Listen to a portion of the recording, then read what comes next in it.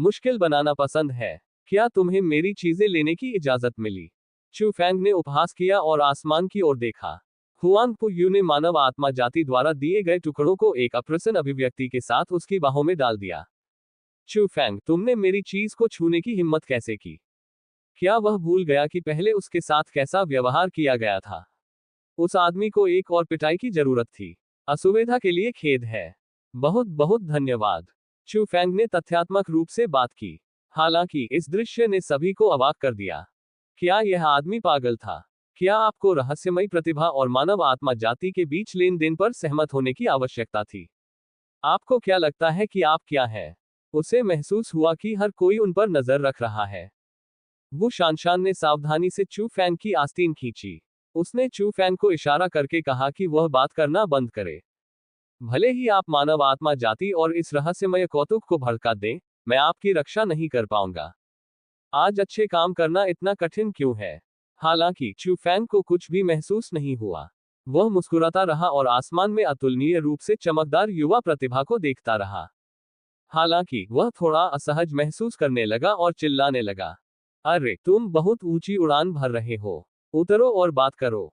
हर कोई अवाक था। उन्होंने चू फैंग को ऐसे देखा जैसे वे किसी मूर्ख को देख रहे हो।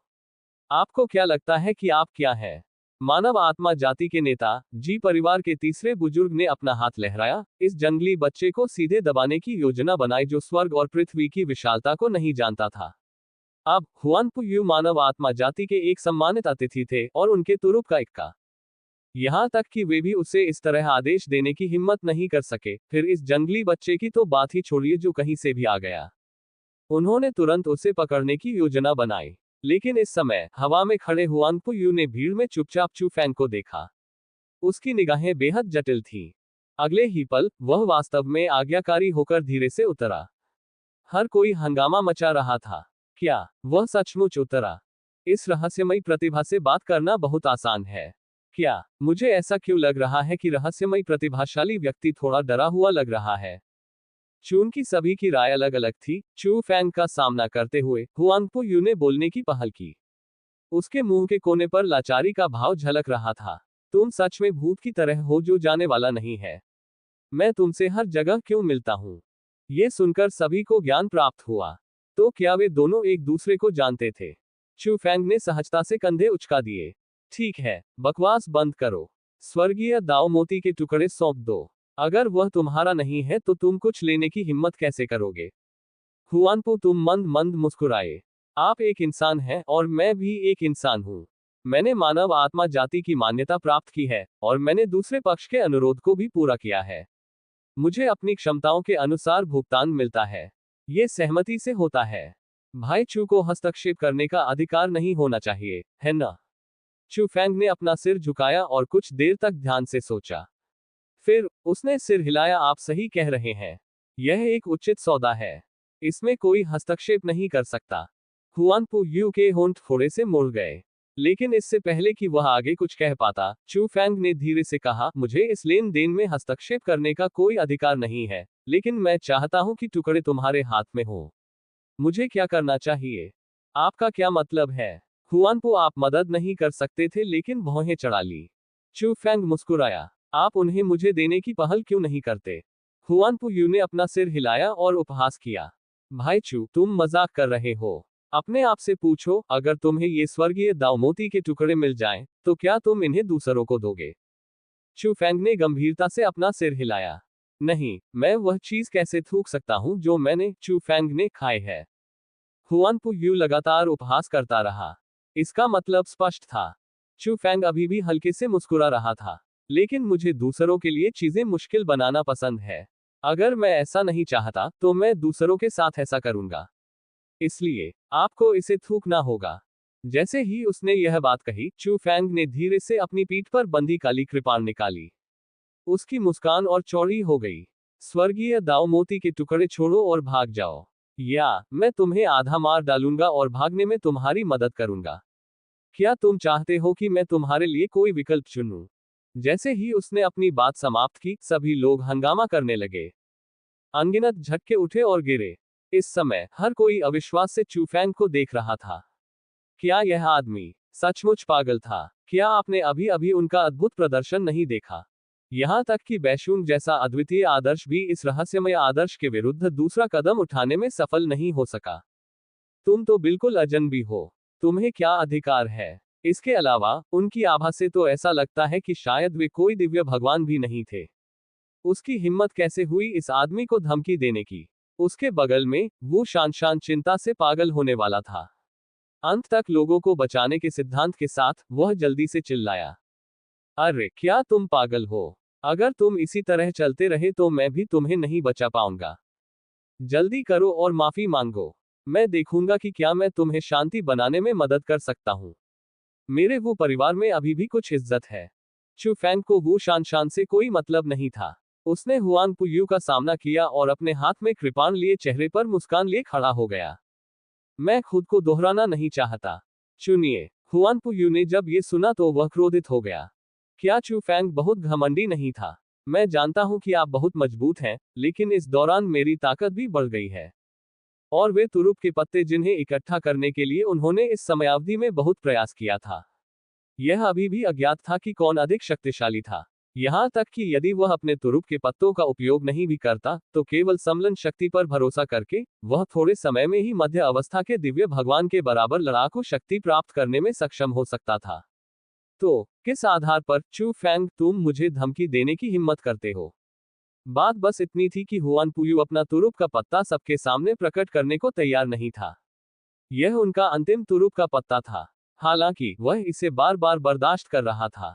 ऐसा लग रहा था कि उसके सामने बैठा यह आदमी उसकी किस्मत को चुनौती दे रहा था। एक खर्राट की आवाज आई। हुआंग पुयू अब और सहन नहीं कर सकता था। उसने धीरे से ड्रैगन पैटर्न वाली एक सुनहरी तलवार निकाली और चिल्लाया, भाई चू, क्या आप ज्यादा दूर नहीं जा रहे हैं? ये देखकर चू फैंग को बहुत खुशी हुई। रुको, क्या तुमने अभी देखा? मैं हमेशा बहुत दूर चला जाता हूँ। झनकार। वह अब और सहन नहीं कर सकता था। अब और सहन करने की कोई जरूरत नहीं थी। हुआंग पो आपने वास्तव में चू फैंग पर हमला करने की पहल की थी। सुनहरी तलवार एक लंबे अजगर की तरह थी जिसने दुनिया को हिला दिया था। ये दृश्य तो और भी अविश्वसनीय था। जब उसने अभी अभी बैशुंग से लड़ाई की तो उसने अपनी तलवार भी नहीं निकाली। हालांकि इस समय यह अतुलनीय रूप से शक्तिशाली रहस्यमय कौतुक पहले से ही अत्यंत गंभीर था और पूरी ताकत से हमला कर रहा था। यहां तक कि उसने अपनी हैसियत की भी परवाह नहीं की और हमला करने की पहल की। इसका क्या मतलब था? इसका मतलब ये था कि उसकी नजर में उसके सामने खड़े इस लापरवाह युवक का खतरा दानव आत्मा जाति के अद्वितीय प्रतिभाशाली बैशुंग से कहीं ज्यादा था। यहां तक कि वो शान भी उलझन में था। वह अपने बगल में खड़े साधारण से दिखने वाले युवक को देखे बिना न रह सकी। वह कौन था? जब सभी अभी भी सदमे में डूबे हुए थे, चू फैंग ने भी हमला कर दिया। उसका आभामंडल अचानक प्रस्फुटित हो उठा। उसके पीछे आकाश के चमकते पंख अचानक फैल गए। दानव कातिल नीचे से उठा और वार किया। दो मास्टर देव हथियारों ने एक ही समय में अंतहीन प्रकाश उत्सर्जित किया। धमाका। सभी ने एक चौंकाने वाला धमाका सुना।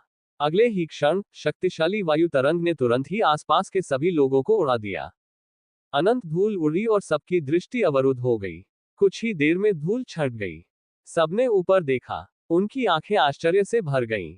स्वर्ग और पृथ्वी के बीच दोनों युवा आकृतियां एक दूसरे के सामने खड़ी थीं। उनमें से एक के हाथ में ड्रैगन जैसी आकृति वाली तलवार थी जो सुनहरी रोशनी से चमक रही थी। बुरी शक्तियों ने उसके शरीर को घेर लिया था और हवा में लहरें उठ रही थीं। दूसरी तरफ उसकी पीठ पर पंख थे जो आकाश और सूरज को ढांके हुए थे। वह अतुलनीय रूप से पवित्र था, जैसे कोई पवित्र देवदूत दुनिया में उतरा हो। हालांकि उसके हाथ में मौजूद काले और भारी चौड़े ब्लेड वाली तलवार ने उससे बेवजह खूनी जंगलीपन दे दिया था। प्रतियोगिता के इस पहले दौर में दोनों पक्ष वास्तव में बराबरी पर थे। हर कोई हैरान था। विस्मयकारी ध्वनि निकली। तो बहुत मजबूत। वे दोनों बहुत मजबूत हैं। वास्तव में इस आमने सामने की टक्कर में वह किसी भी तरह से नुकसान में नहीं है। ये वास्तव में एक और अद्वितीय प्रतिभा है। ये तो पागलपन है। आज कौन सा दिन है? इस समय हर किसी का ध्यान आकाश में दो युवा आकृतियों पर था। पूरा स्थल चर्चा से भरा हुआ था। दूर एक दुर्गम पर्वत शिखर पर बैशुंग और हीवू, जो अभी अभी वहां से निकले थे, वास्तव में लड़ाई देख रहे थे। उनकी आंखों में गंभीरता झलक रही थी। बैशुंग कुछ हद तक अकेला था। एक और प्रतिभाशाली, मैं शायद उसका मुकाबला भी नहीं कर सकता। वह अभी अभी हुआनपू यू से आसानी से हार गई थी, लेकिन यह आदमी हुआनपू यू के बराबर था। ये स्पष्ट था कि कौन अधिक शक्तिशाली था। हालांकि बैशुंग ने हार नहीं मानी। वह अचानक अपने भाई की ओर देखने के लिए मुड़ी। भाई, क्या तुम्हें भरोसा है?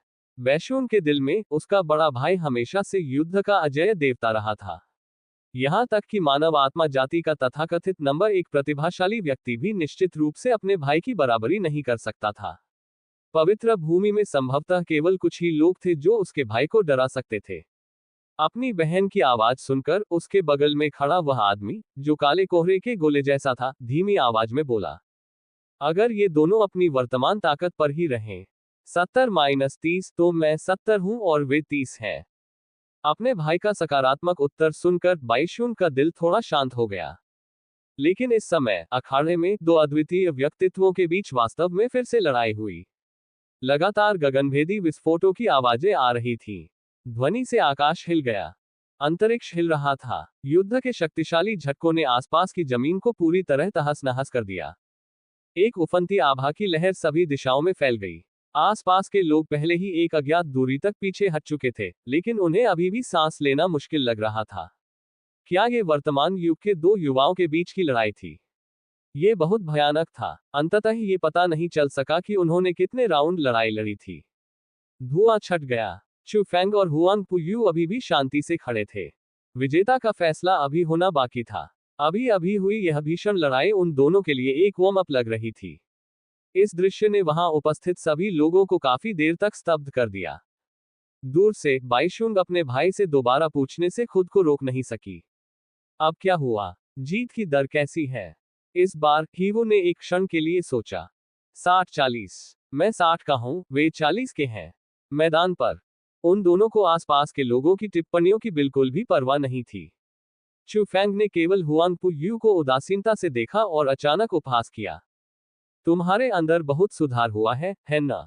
इससे पहले, जब वे शुरुआती मैदान में मिले थे, तो यह व्यक्ति केवल एक प्रारंभिक चरण का दिव्य भगवान था। वह उससे मुकाबला करने से बहुत दूर था। हालांकि जब से वह कुछ समय के लिए गायब हुआ है, किसी को नहीं पता कि उसने गुप्त रूप से क्या योजना बनाई थी। आज जब वे पुनः मिले तो वे पहले से ही मध्य अवस्था वाले दिव्य भगवान के समान प्रतीत हो रहे थे। सुधार की यह भयावह गति अविश्वसनीय थी। दूसरी ओर हुआनपु यू केवल मुस्कुराया और आहें भरी। लेकिन भाई चू, आपकी ताकत में ज्यादा सुधार नहीं हुआ है ना? ये तो आपकी तरह नहीं लगता। इससे पहले, जब वे दोनों मिले थे, चू फेंग लगभग एक शिखर प्रारंभिक चरण दिव्य भगवान था। लेकिन अब भी वह लगभग उसी स्तर पर था। उनकी कृपाण तकनीक में बहुत कम सुधार हुआ। अभी दोनों के बराबरी पर होने का कारण सबसे पहले ये था कि हुआंग पुयू अभी भी जांच कर रहा था और अपनी पूरी ताकत लगाने की हिम्मत नहीं कर रहा था। इसके अलावा ऐसा इसलिए था क्योंकि दो मास्टर भगवान हथियारों द्वारा चू फेंग की ताकत में वृद्धि बहुत शक्तिशाली थी। इसने चू फेंग की ताकत को एक स्तर तक बढ़ा दिया। विशेष रूप से आकाश के धधकते पंखों के अस्तित्व के साथ चू फेंग की गति अतुलनीय थी। अभी अपनी गति के बल पर चू फेंग हुआंग पुयू के साथ आगे पीछे लड़ने में सक्षम था। हालांकि केवल गति ही दूसरे पक्ष को हराने के लिए पर्याप्त नहीं थी। यही कारण था कि हुआंग पुयू ने आह भरी और चिढ़ाते हुए मुस्कुराया। अगर भाई चू में इतनी ही ताकत है, तो दूसरों को लूटने की कोशिश मत करो। तुम सिर्फ खुद को मूर्ख बनाओगे। अपने प्रतिद्वंद्वी द्वारा उपहास किए जाने पर चू फेंग को गुस्सा नहीं आया। इसके बजाय उसने खुद का ही उपहास करना शुरू कर दिया। ये सही है। मैं हाल ही में थोड़ा गैर पेशेवर रहा हूं। यह मुख्य रूप से इसलिए है क्योंकि मेरी बात की कृपाण तकनीकें चली गई हैं। मैं अपनी खुद की कृपाण तकनीक बनाने के स्तर तक नहीं पहुंचा हूं, इसलिए मैं केवल फंस सकता हूं। असुविधा के लिए खेद है। बहुत बहुत धन्यवाद। हाँ, भाई हुआंगपो की याद सही है। मुझे वाकई जल्दी करना होगा और कार्रवाई करनी होगी। भले ही मुझे पहले एक संक्रमणकालीन कृपाण तकनीक खोजनी पड़े, मुझे पहले अपना क्षेत्र बढ़ाना होगा। चू फेंग के चेहरे पर प्रबुद्ध होने का भाव था। हुआनपो, आप थोड़ा उलझन में थे। यह आदमी क्या कर रहा था? क्या यह संभव है कि यह व्यक्ति सचमुच गलत रास्ते पर चला गया हो? इस समय हुआनपो यू खुद को थप्पड़ मारने से नहीं रोक सका। वह इस आदमी का मजाक क्यों उड़ा रहा था? क्या होगा अगर इस आदमी को अपनी गलती का एहसास हो जाए? यह अच्छा हुआ कि वह भटक गया था। यह तो अच्छा हुआ कि यह आदमी ऐसे ही गिर गया। उस स्थिति में भविष्य में उसका एक शत्रु कम हो जाएगा। हुआन पुयू ऐसा लग रहा था जैसे उसने मल खा लिया हो। उसे बहुत अफसोस हुआ। अचानक चू फेंग ने आगे कहा, इसलिए ऐसी स्थिति में जहां भविष्य अज्ञात है, मैं केवल दूसरा रास्ता अपना सकता हूं। ओह भाई चू, तुम्हारा क्या मतलब है? हुआन पुयू को थोड़ा आश्चर्य हुआ। यह आदमी सचमुच रचनात्मक था। क्या बात की साधना तकनीकों के बिना वह अपनी ताकत बढ़ाना जारी रख सकता था। लेकिन ऐसा लग रहा था कि इस आदमी की ताकत अभी भी उसी स्तर पर थी। वह और मजबूत नहीं हुआ था, है ना? हुआन पुयू की जिज्ञासु अभिव्यक्ति को देखकर चू फेंग ने उसकी जिज्ञासा को संतुष्ट करने में कोई आपत्ति नहीं जताई। आखिरकार अगर उसने अपनी असली योग्यता नहीं दिखाई तो वह इस आदमी को कैसे लूट सकता था? वह आदमी मूर्ख नहीं था। वह आज्ञाकारी होकर उसे खजाना नहीं सौंपता। तो फिर ध्यान से देखो, चू फेंग ने बुदबुदाया। जैसे ही उसने कहा, चू फेंग ने धीरे से अपने हाथ में दानव कातिल को उठाया। वह हवा में वार करने लगा। ऐसा लग रहा था जैसे अंतरिक्ष टुकड़े टुकड़े हो गया हो। अगले ही क्षण प्राचीन काल से चली आ रही जानवरों की दहाड़ें संसार में गूंजने लगी। अचानक आसमान में दिखाई दिए उस विशाल छेद को देखकर सभी लोग आश्चर्यचकित हो गए। इससे पहले कि हर कोई प्रतिक्रिया कर पाता, अचानक छेद से एक जोड़ी विशालकाय जानवर के पंजे बाहर निकले। ठीक उसी के तुरंत बाद एक विशालकाय वानर जो पहाड़ जैसा था, धीरे धीरे बाहर निकला। दुनिया हिल गई। जैसे ही वह पैदा हुआ, उसने आकाश में दहाड़ लगाई, उसकी आवाज हजारों मील तक गूंज उठी। हर कोई दंग रह गया। किसी ने अचानक प्रकट हुए विशाल जानवर को पहचान लिया। पृथ्वी का पुत्र शुरुआती मैदान में। बीमन विशालकाय जानवर। ये कैसे हो गया? क्या उन्होंने यह नहीं कहा था कि प्रारंभिक भूमि में मौजूद सूक्ष्म जानवरों को बाहर नहीं लाया जा सकता? लेकिन यह आदमी सूक्ष्म जानवरों को बुला रहा है। उसने ये कैसे किया? हालांकि हर कोई इस बात पर विश्वास नहीं कर पा रहा था कि यह तो केवल शुरुआत थी। अगले ही क्षण आदिकालीन सूक्ष्म जानवर बाहर निकल आए। सुनहरी आंखों वाला पेंगोलिन, शाही बादलबाज, वे सभी प्रसिद्ध प्राचीन आकाशीय जानवर थे। अपने साथियों के बीच उत्कृष्ट अस्तित्व। इस दृश्य ने वहां उपस्थित सभी लोगों को पूरी तरह से स्तब्ध कर दिया। भीड़ में कोलाहल मच गया। हर कोई चिल्ला रहा था। केवल चू फेंग ने चुपके से अपना पसीना पोंछा। लानत है, मैं अगली बार ऐसा व्यवहार नहीं कर सकता। इसमें कानून की बहुत अधिक शक्ति खर्च हुई। इस बार तो सामान्य से दुगुनी लागत आई। सौभाग्य से मेरी जेब में अभी भी पर्याप्त धन है। मैं अभी भी इसे स्वीकार कर सकता हूँ। बेशक चू फेंग केवल दिखावा नहीं कर रहा था। एक नवागंतुक के रूप में लो प्रोफाइल रहना एक तरीका था और हाई प्रोफाइल रहना दूसरा तरीका था। दूसरों से निवेश आकर्षित करने का एक साधन। उदाहरण के लिए मानव आत्मा जाति, विभिन्न कुलीन परिवार या पवित्र भूमि। ये चू फेंग द्वारा व्यक्तिगत रूप से स्वर्गीय दाव मोती के टुकड़ों की खोज करने से कहीं अधिक आसान हो सकता है। कभी कभी केवल एक निश्चित दायरे में एकीकृत होकर ही आधे प्रयास से दोगुना परिणाम प्राप्त किया जा सकता है। जहां तक चू फेंग के कदम का सवाल है, उसने सचमुच अपनी उम्मीदों से बढ़कर अपना लक्ष्य हासिल कर लिया था। उसी समय मानव आत्मा जाति के बुजुर्ग पूरी तरह से स्तब्ध रह गए। दूर से भाई बहन हीवो और बाइशुंग एक दूसरे को देख रहे थे। बैशुंग ने फिर कहा, क्या अब 50-50 हो गया है? इस बार हीवो एक लंबी चुप्पी में डूब गया। हालांकि लगातार कांपते काले कोहरे ने उसके दिल में सदमे को प्रकट कर दिया। दूर पवित्र पर्वत पर हरे वस्त्र पहने एक आदमी की आंखें अरबों मील तक फैली हुई थीं, जैसे वह दिलचस्पी से चू फेंग को देख रहा हो। हर कोई हैरान था। आश्चर्य की चीखें उठती और गिरती रहीं, बादलों में गूंजती रहीं। एस्ट्रल बीस्ट्स की ताकत की तुलना में हर कोई इस बात से अधिक हैरान था कि इस साथी ने शुरुआती जमीन के नियमों को कैसे तोड़ दिया और एस्ट्रल बीस्ट्स को कैसे बुलाया। यह दृश्य पूरी तरह से सामान्य बुद्धि से परे था। सभी को यह अविश्वसनीय लगा। दूसरी ओर हुआन पुयू की अभिव्यक्ति और भी बदसूरत थी।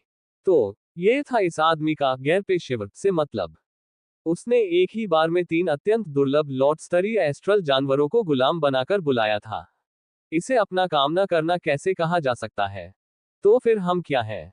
हुआन पुयू आक्रोश से भर गया। उन्होंने 2 शक्तियों को एक करने के लिए बहुत समय तक योजना बनाई थी और बहुत परिश्रम से अनगिनत जीवों की बलि दी थी। उन्होंने अपनी सामान्य शक्ति को एक शिखर मध्य अवस्था वाले दिव्य भगवान के स्तर तक बढ़ा दिया था। लेकिन चू फेंग के बारे में क्या? उसने सहजता से कहा कि वह अपना काम ठीक से नहीं कर रहा है। फिर उसने 3 भगवान स्तर के सूक्ष्म जानवरों को बुलाया। एक प्रारंभिक स्तर के शिखर पर था, एक मध्य स्तर पर था और एक मध्य स्तर के शिखर पर था। सबसे महत्वपूर्ण बात यह है कि वे सभी समान स्तर पर उत्कृष्ट थे। बाकी सब कुछ एक तरफ रखकर हुआनपू यू को लगा कि भले ही वह उस भीमन विशालकाय जानवर का आमने सामने सामना करे, वह उसका मुकाबला नहीं कर पाएगा जब तक कि वह हर चीज को पूरी तरह से नजरअंदाज न कर दे।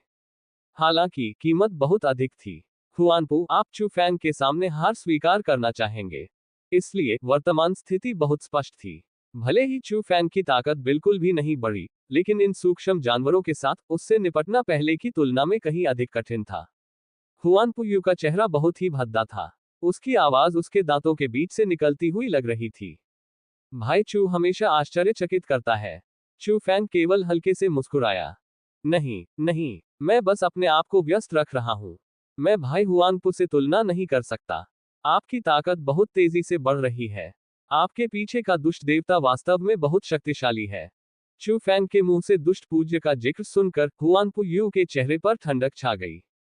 भाई चू, तुम मजाक कर रहे हो। मैं बहुत पहले ही उस बुरी तकनीक से अलग हो चुका हूं। अब मैं जो साधना कर रहा हूं वह मानव शाही महल की रूढ़िवादी साधना तकनीक है।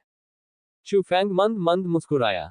ठीक है, मैं तुमसे बकवास बातें करके परेशान नहीं हो सकता। जब तुम इसे और बर्दाश्त नहीं कर पाओगे, तो तुम स्वाभाविक रूप से खुद को बेनकाब कर दोगे। मुझे लगता है कि इसमें ज्यादा समय नहीं लगेगा। अब आपको सबसे पहले स्वर्गीय दावमोती के टुकड़े सौंपने चाहिए। अन्यथा भाई हुआनपू को सम्मान न देने के लिए मुझे दोष न दें।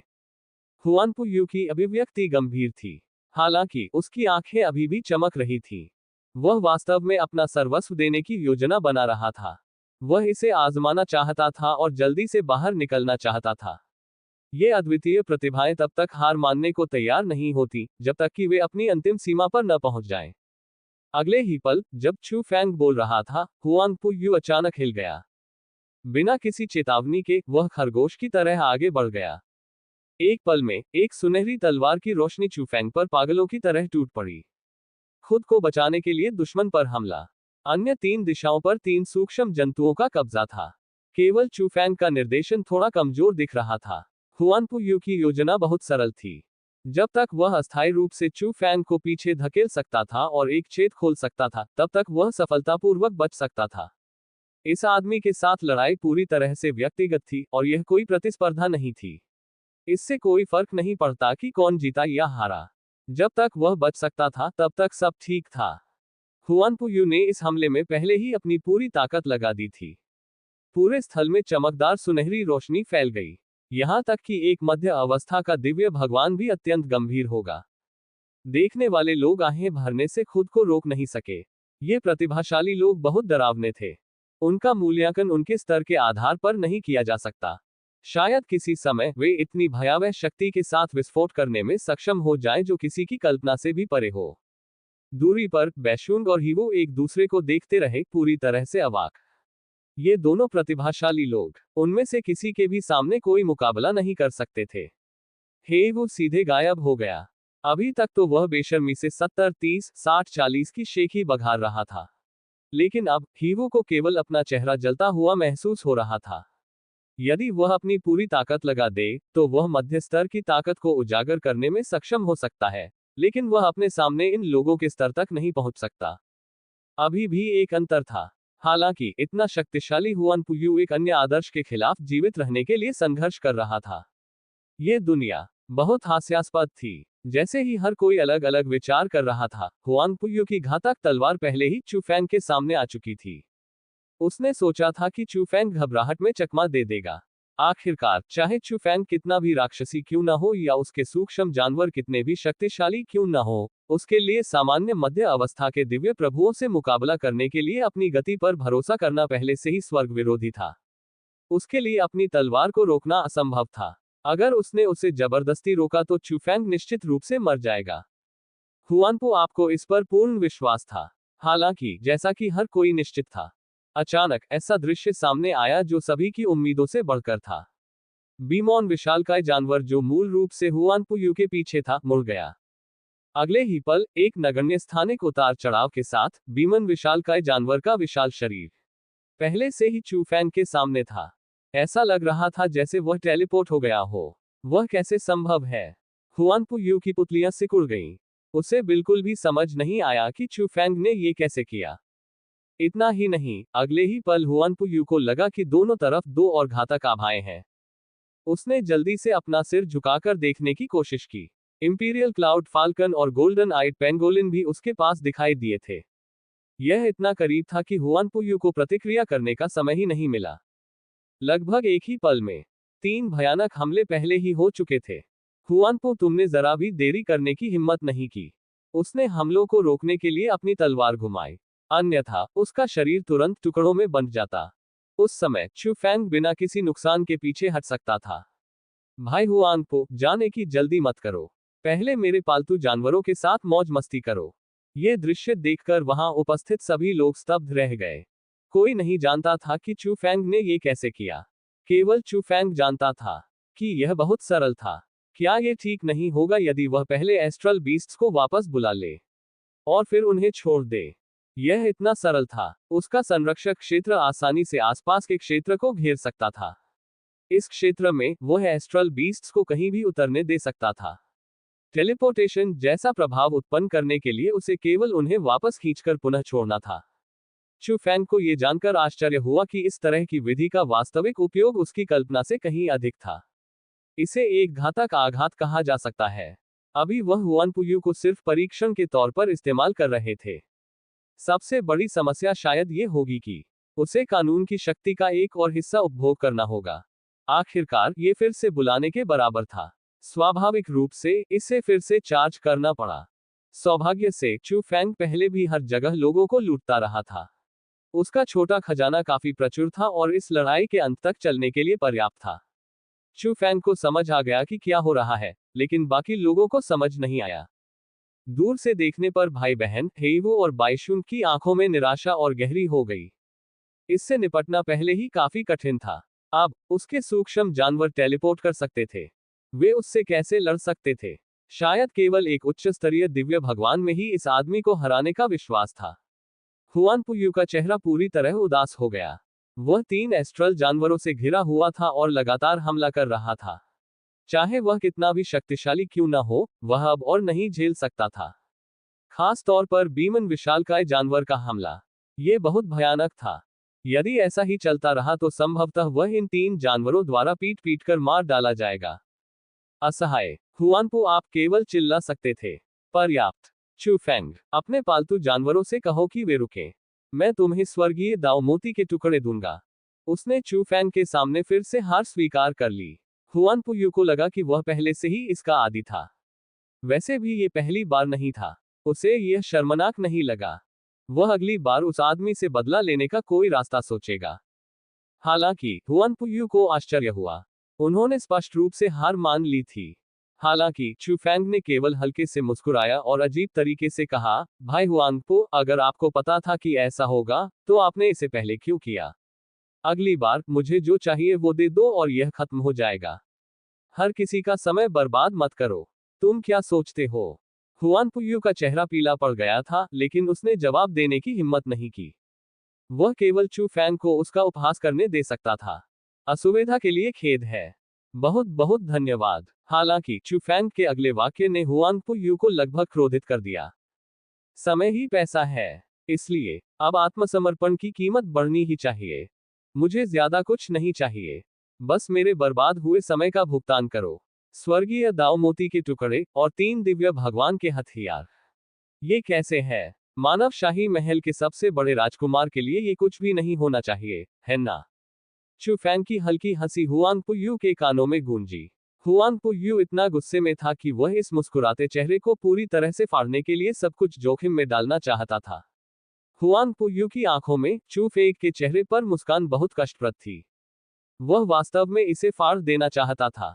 दुर्भाग्यवश उसकी शेष बची हुई तर्कसंगतता ने हुआन पू यू को अपने हृदय में इस इच्छा को दबाने पर मजबूर कर दिया। अब जबकि उसने देव सम्राट के महल का द्वार भी नहीं देखा था, यदि उसने अब अपना तुरुप का पत्ता उजागर कर दिया, तो वह निस्संदेह सभी का ध्यान और लक्ष्य बन जाएगा। भविष्य में कोई भी योजना बनाना कठिन होगा। इसके अलावा जिस बात ने हुआन पू को सबसे अधिक असहाय महसूस कराया वह ये था कि भले ही वह अपनी सारी ताकत और तुरुप के पत्ते इस्तेमाल कर ले, फिर भी उसे विश्वास नहीं था कि वह चूफैंग को मार सकता है। ये सबसे दुखद बात थी। बार बार टकराव के बाद वह चूफैंग को बहुत अच्छी तरह से जान गया। यह आदमी हमेशा बहुत सावधान रहता था। ज्यादा से ज्यादा वह अपनी पूरी ताकत का 70% या 50% और 60% इस्तेमाल करता था। हर बार जब आपको लगे कि वह अपनी अंतिम सीमा पर पहुंच गया है, तो आपको सावधान हो जाना चाहिए। रास्ते में कितने लोगों को धोखा दिया गया। ऐसा नहीं था कि हुआन पुयू को कभी नुकसान नहीं हुआ था।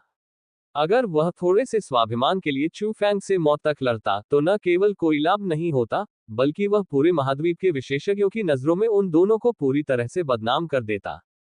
यह इसके लायक नहीं था। पागल चूफैंग इसे अनदेखा कर सकता था, लेकिन वह नहीं कर सका। उसके कंधों पर बहुत सारा बोझ था। मानव शाही महल कभी भी उतना सरल नहीं था जितना बाहरी दुनिया सोचती थी। उसके लिए सबसे बड़ा राजकुमार बनना आसान नहीं था। आसपास के 3 सूक्ष्म जंतुओं के हमले और भी अधिक भयंकर हो गए। इसके अलावा हुआन पुयू ने पाया कि ये एस्ट्रल जानवर चोटों से नहीं डरते थे। उनसे निपटना बेहद मुश्किल था। इस तरह केवल पारंपरिक युद्ध शक्ति के साथ उसके जीतने की संभावना और भी कम हो गई। वह तो फंस भी गया था और बच भी नहीं सका। असहाय युद्ध के बीच में हुआन पुयू केवल अपने दिल में क्रोध को दबा सकता था। उसने अचानक अपनी आवाज कम की और चिल्लाया, चूफैंग, तुम जीत गए। मुझे तुम्हारी शर्त स्वीकार है। इन कमीनों को जल्दी से रुकने को कहो। हुआनपो, आपने फिर से हार स्वीकार कर ली। ये शब्द सुनकर चूफैंग ने राहत की सांस ली। कितना कायर है। ये कैसी समयानुकूल कायरता है। यदि यह आदमी कुछ समय तक और डटा रहा और उसकी कानून बनाने की शक्ति समाप्त हो गई, तो संभवतः वह बच निकलेगा। दुर्भाग्य से हुआन पुयू को यह नहीं पता था कि ये एस्ट्रल जानवर लंबे समय तक नहीं लड़ सकते। अन्यथा वह निश्चित रूप से क्रोधित हो जाएगा। उसे चूफैंग ने फिर से धोखा दिया था, और वह भी ऐसी, जिसके बारे में वह नहीं जानता था। चूफैंग मन ही मन खुश था। सतह पर तो ऐसा लग रहा था जैसे उसने हुआन पुयू को हार स्वीकार करते हुए नहीं सुना। वह आत्मविश्वास से भरा हुआ दिखाई दिया। जब तक हुआन पुयू को रेत की बोरी की तरह तबाह नहीं कर दिया गया, तब तक चूफैंग धीरे धीरे अपने होश में नहीं आया और अजीब तरह से मुस्कुराया।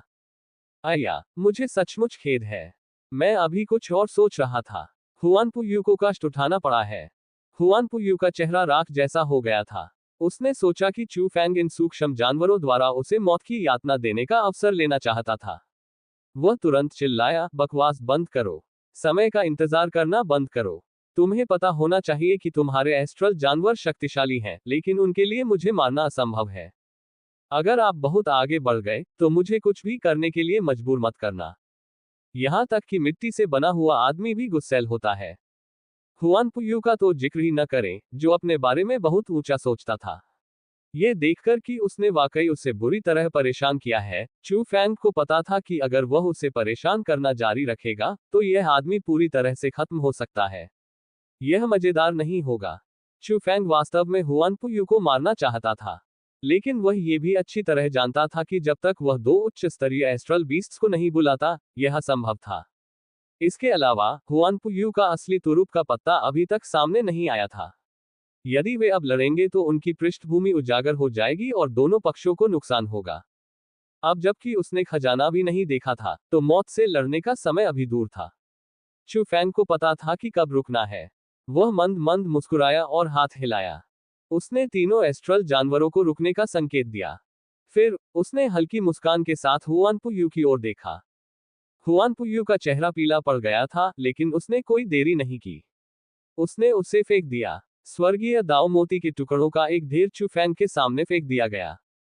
इसके तुरंत बाद वहां 3 दिव्य भगवान के हथियार दिखाई दिए, जिनसे घना प्रकाश निकल रहा था। चूफैंग आश्चर्य से अपनी जीभ चटकाने से खुद को रोक नहीं सका। तस्क तस्क, जैसी कि एक अमीर परिवार से उम्मीद की जाती है। आप बहुत उदार हैं। कुल 1000 स्वर्गीय दाओ मोती के टुकड़े। भाई हुआनपो वाकई बहुत उदार है। मैं निश्चित रूप से पूरी कोशिश करूंगा। हुआन पुयू का स्वर स्वाभाविक रूप से अच्छा नहीं था। वह खर्राटे लेने लगा। मुझे मत बताओ कि तुम्हें लगता है कि स्वर्गीय दाओ मोती के 1000 टुकड़े पहले से ही बहुत है। इस बिंदु पर हुआन पुयू ने अचानक उपहास किया। ऐसा लगता है कि भाई चू ने सबसे बुनियादी छोटा टुकड़ा भी इकट्ठा नहीं किया है ना? चूफैंग ने भौहें उठाई। वह नाराज नहीं था और उसने पूछा, ओह, तुम्हारा क्या मतलब है, भाई हुआंगपो? हुआनपो यू ने उपहास किया। तो क्या कुछ ऐसा है जो भाई चू को नहीं पता? इस समय हुआनपो यू को अंततः चू फैंग का मजाक उड़ाने का अवसर मिला। चाहे कुछ भी हो, पहले उसे अपना मुंह तो संतुष्ट करना ही था। वैसे भी इस आदमी ने अभी अभी 1000 टुकड़े प्राप्त किए थे और जल्द ही रहस्य जान जाएगा। मुझे आशा है कि भाई हुआंगपो मुझे ज्ञान देंगे। चू फैंग मुस्कुराया। उन्होंने दूसरे पक्ष के उपहासपूर्ण लहजे की परवाह नहीं की और मुस्कुराते रहे। चेहरे जैसी बेकार चीज की तुलना में अगर उसे इस आदमी से कोई मूल्यवान जानकारी मिल जाए तो सब कुछ इसके लायक होगा। हुआंगपो यू ने मुस्कुराते हुए और उदासीन चू फैंग को देखा। अभी अभी जो खुशी उसे महसूस हुई थी वह बेवजह गायब हो गई। तुमने ऐसे बेशर्म आदमी को डांटा, पर उसने तुम्हारी बात को जरा भी गंभीरता से नहीं लिया। वह ही क्रोधित था। धत्तेरी की। हुआंगपो यू चू फैंग पर अपनी सांस बर्बाद करने के लिए परेशान नहीं हो सकता। वह चू फैंग के सवालों का जवाब देने के लिए इतने दयालु नहीं थे। यदि आप में क्षमता है तो इसे स्वयं समझे। एक खर्राट की आवाज आई। उन्होंने गुप्त रूप से कुछ शब्दों का आदान प्रदान किया जो पास ही में स्थित मानव आत्मा जाति के बुजुर्गों के साथ हुआ। फिर उसने अपनी आस्तीन उतारी और चला गया। केवल मानव आत्मा जाति के स्तब्ध बुजुर्ग ही बचे थे। उसकी आंखें अविश्वास से भर गईं। ऐसा लगा जैसे उसने कोई चौंकाने वाला रहस्य सुन लिया हो। चू फैंग ने इस दृश्य को उत्सुकता से देखा। उसे नहीं पता था कि हुआंगपो यू ने उन बूढ़े लोगों से क्या कहा था। हालांकि उसके लिए ये निश्चित रूप से अच्छी बात नहीं थी। बेशक चू फैंग को आगे सोचने की जहमत नहीं उठानी पड़ी। चू फैंग अभी तक अपने लाभ से बहुत संतुष्ट था। स्वर्गीय दाओ मोती और दिव्य भगवान हथियार के टुकड़ों को लापरवाही से दूर रखने के बाद चू फैंग के चेहरे पर मुस्कान चौड़ी हो गई। यदि कोई बात उसे समझ में नहीं आती तो वह बाद में धीरे धीरे उसका अध्ययन करता। चू फैंग ने यह नहीं सोचा कि वह हुआनपो यू से कमतर है। हुआनपो यू के चले जाने के बाद रिंग में केवल चू फैंग की उदासीन आकृति ही बची थी। ये स्पष्ट था कि कौन जीता था। असुविधा के लिए खेद है। बहुत बहुत धन्यवाद। यहां तक कि रहस्यमयी प्रतिभा जो अभी अभी दानव आत्मा की दौड़ में शामिल हुई थी, उसे भी इस युवक ने भगा दिया। यह दृश्य बहुत ही चौंकाने वाला था। इसका मतलब यह था कि हमेशा कोई न कोई बेहतर व्यक्ति मौजूद होता है। मंच के नीचे वो शान की आंखें पहले से ही सितारों से भरी हुई थीं। वह जानती थी कि उसका आदर्श फिर से बदल गया है। अभी अभी यह आदमी झेन्यू कबीले से नहीं डरता था। वह स्पष्ट रूप से उनसे परेशान नहीं हो सकता था। उसने इस आदमी को नहीं बचाया, लेकिन मो यू और उन प्लेबॉय को एक बार बचाया था। ये काम नहीं करेगा। वह इसे ऐसे ही जाने नहीं दे सकती थी। उसे बाद में उन लोगों से धन्यवाद करवाना था। हम युवा लोग हर दिन अच्छे काम करते हैं और बदले में कुछ नहीं मांगते। तो क्या हुआ अगर हम कुछ प्रशंसा चाहते हैं? क्या कोई समस्या थी? लेकिन फिर दोबारा वो शान ने रिंग में चू फैंग की ओर देखा। उसकी आंखें आड़ू के फूलों से भरी हुई थीं। ये लड़का अब बहुत सुंदर लग रहा है। चू फैंग हवा में खड़ा था। उसके चेहरे पर हल्की मुस्कान थी। अभी वह अपनी जीत का हिसाब लगा ही रहा था कि अचानक नीली पोशाक पहने एक युवक भीड़ से बाहर निकला। उसके पीछे कुछ नौकरों का एक समूह था। लोगों का एक समूह रिंग की ओर दौड़ पड़ा। चू फैंग ने अपनी नजर केंद्रित की। क्या ये लोग झेन्यू कबीले के प्लेबॉय नहीं थे जो पहले उनकी सीटों पर कब्जा करना चाहते थे? चू फैंग ने भौं उठाए। क्या ऐसा हो सकता है कि ये लोग परेशानी पैदा करना चाहते थे? ऐसा नहीं हो सकता है ना। अभी अभी उनका प्रदर्शन देखने के बाद कोई भी थोड़ा भी दिमाग वाला व्यक्ति ऐसा काम नहीं करेगा, है ना? इतने बड़े परिवार द्वारा पोषित शिष्य अहंकारी तो हो सकते थे, लेकिन वे इतने मूर्ख तो बिल्कुल नहीं थे। जब वह सोच ही रहा था, नीली पोशाक पहने मो यू पहले ही रिंग के सामने आ चुका था। वह आज्ञाकारी भाव से अंगूठी के नीचे खड़ा हो गया और चू फैंग की ओर देखने लगा। इससे पहले कि चू फैंग कुछ पूछ पाता, अचानक मो यू ने अपने हाथ उठाए, जिससे उसकी हथेली में एक अति सुंदर काला खंजर दिखाई दिया। मैं झेन्यू कबीले का मो यू हूं। मैं अभी आपको पहचानने में चूक गया। आपको ठेस पहुंचाने के लिए मैं माफी चाहता हूं। यह दिव्य भगवान ग्रेट ब्लैक इंक डैगर आपके लिए है। मैं इसे माफी के तौर पर पेश करता हूं। मुझे उम्मीद है कि आप उदार होंगे। अगर तुम अभी भी असंतुष्ट हो तो मुझे सजा दो। मैं सिर्फ यही उम्मीद करता हूं कि तुम मेरे झेन्यू कबीले को फंसाओगे नहीं। ये सुनकर चू फैंग ने अपनी भौहें उठाईं। हे भगवान, उसने इस आदमी को गलत समझा था। वह वास्तव में माफी मांगने के लिए यहां आया था। क्या वह इतना निर्णायक था? उसकी ताकत और प्रतिभा को देखकर उस आदमी ने तुरंत माफी मांगी और हर कीमत पर खजाना पेश किया। वह इतना समझदार क्यों था? लेकिन असल में ये बस एक छोटी सी झड़प थी। उसे कुछ करने की जरूरत नहीं थी। चू फैंग इसे दिल पर लेने की जहमत भी नहीं उठा सका।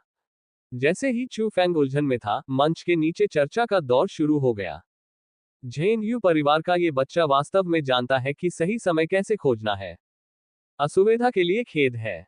बहुत बहुत धन्यवाद। अभी हमारे सामने इस रहस्यमयी प्रतिभा ने जो प्रतिभा दिखाई है, उसे देखते हुए कौन जानता है कि भविष्य में कितनी ताकतें उसे जानना चाहेंगी। लेकिन उस समय ये कहना मुश्किल है कि हम उसे देख भी पाएंगे या नहीं। जहां तक मो यू की बात है, वह वाकई बहुत होशियार है। उसने तुरंत दूसरे पक्ष को खोजने के लिए एक छोटे से संघर्ष का बहाना बनाया और एक दिव्य भगवान हथियार की पेशकश की।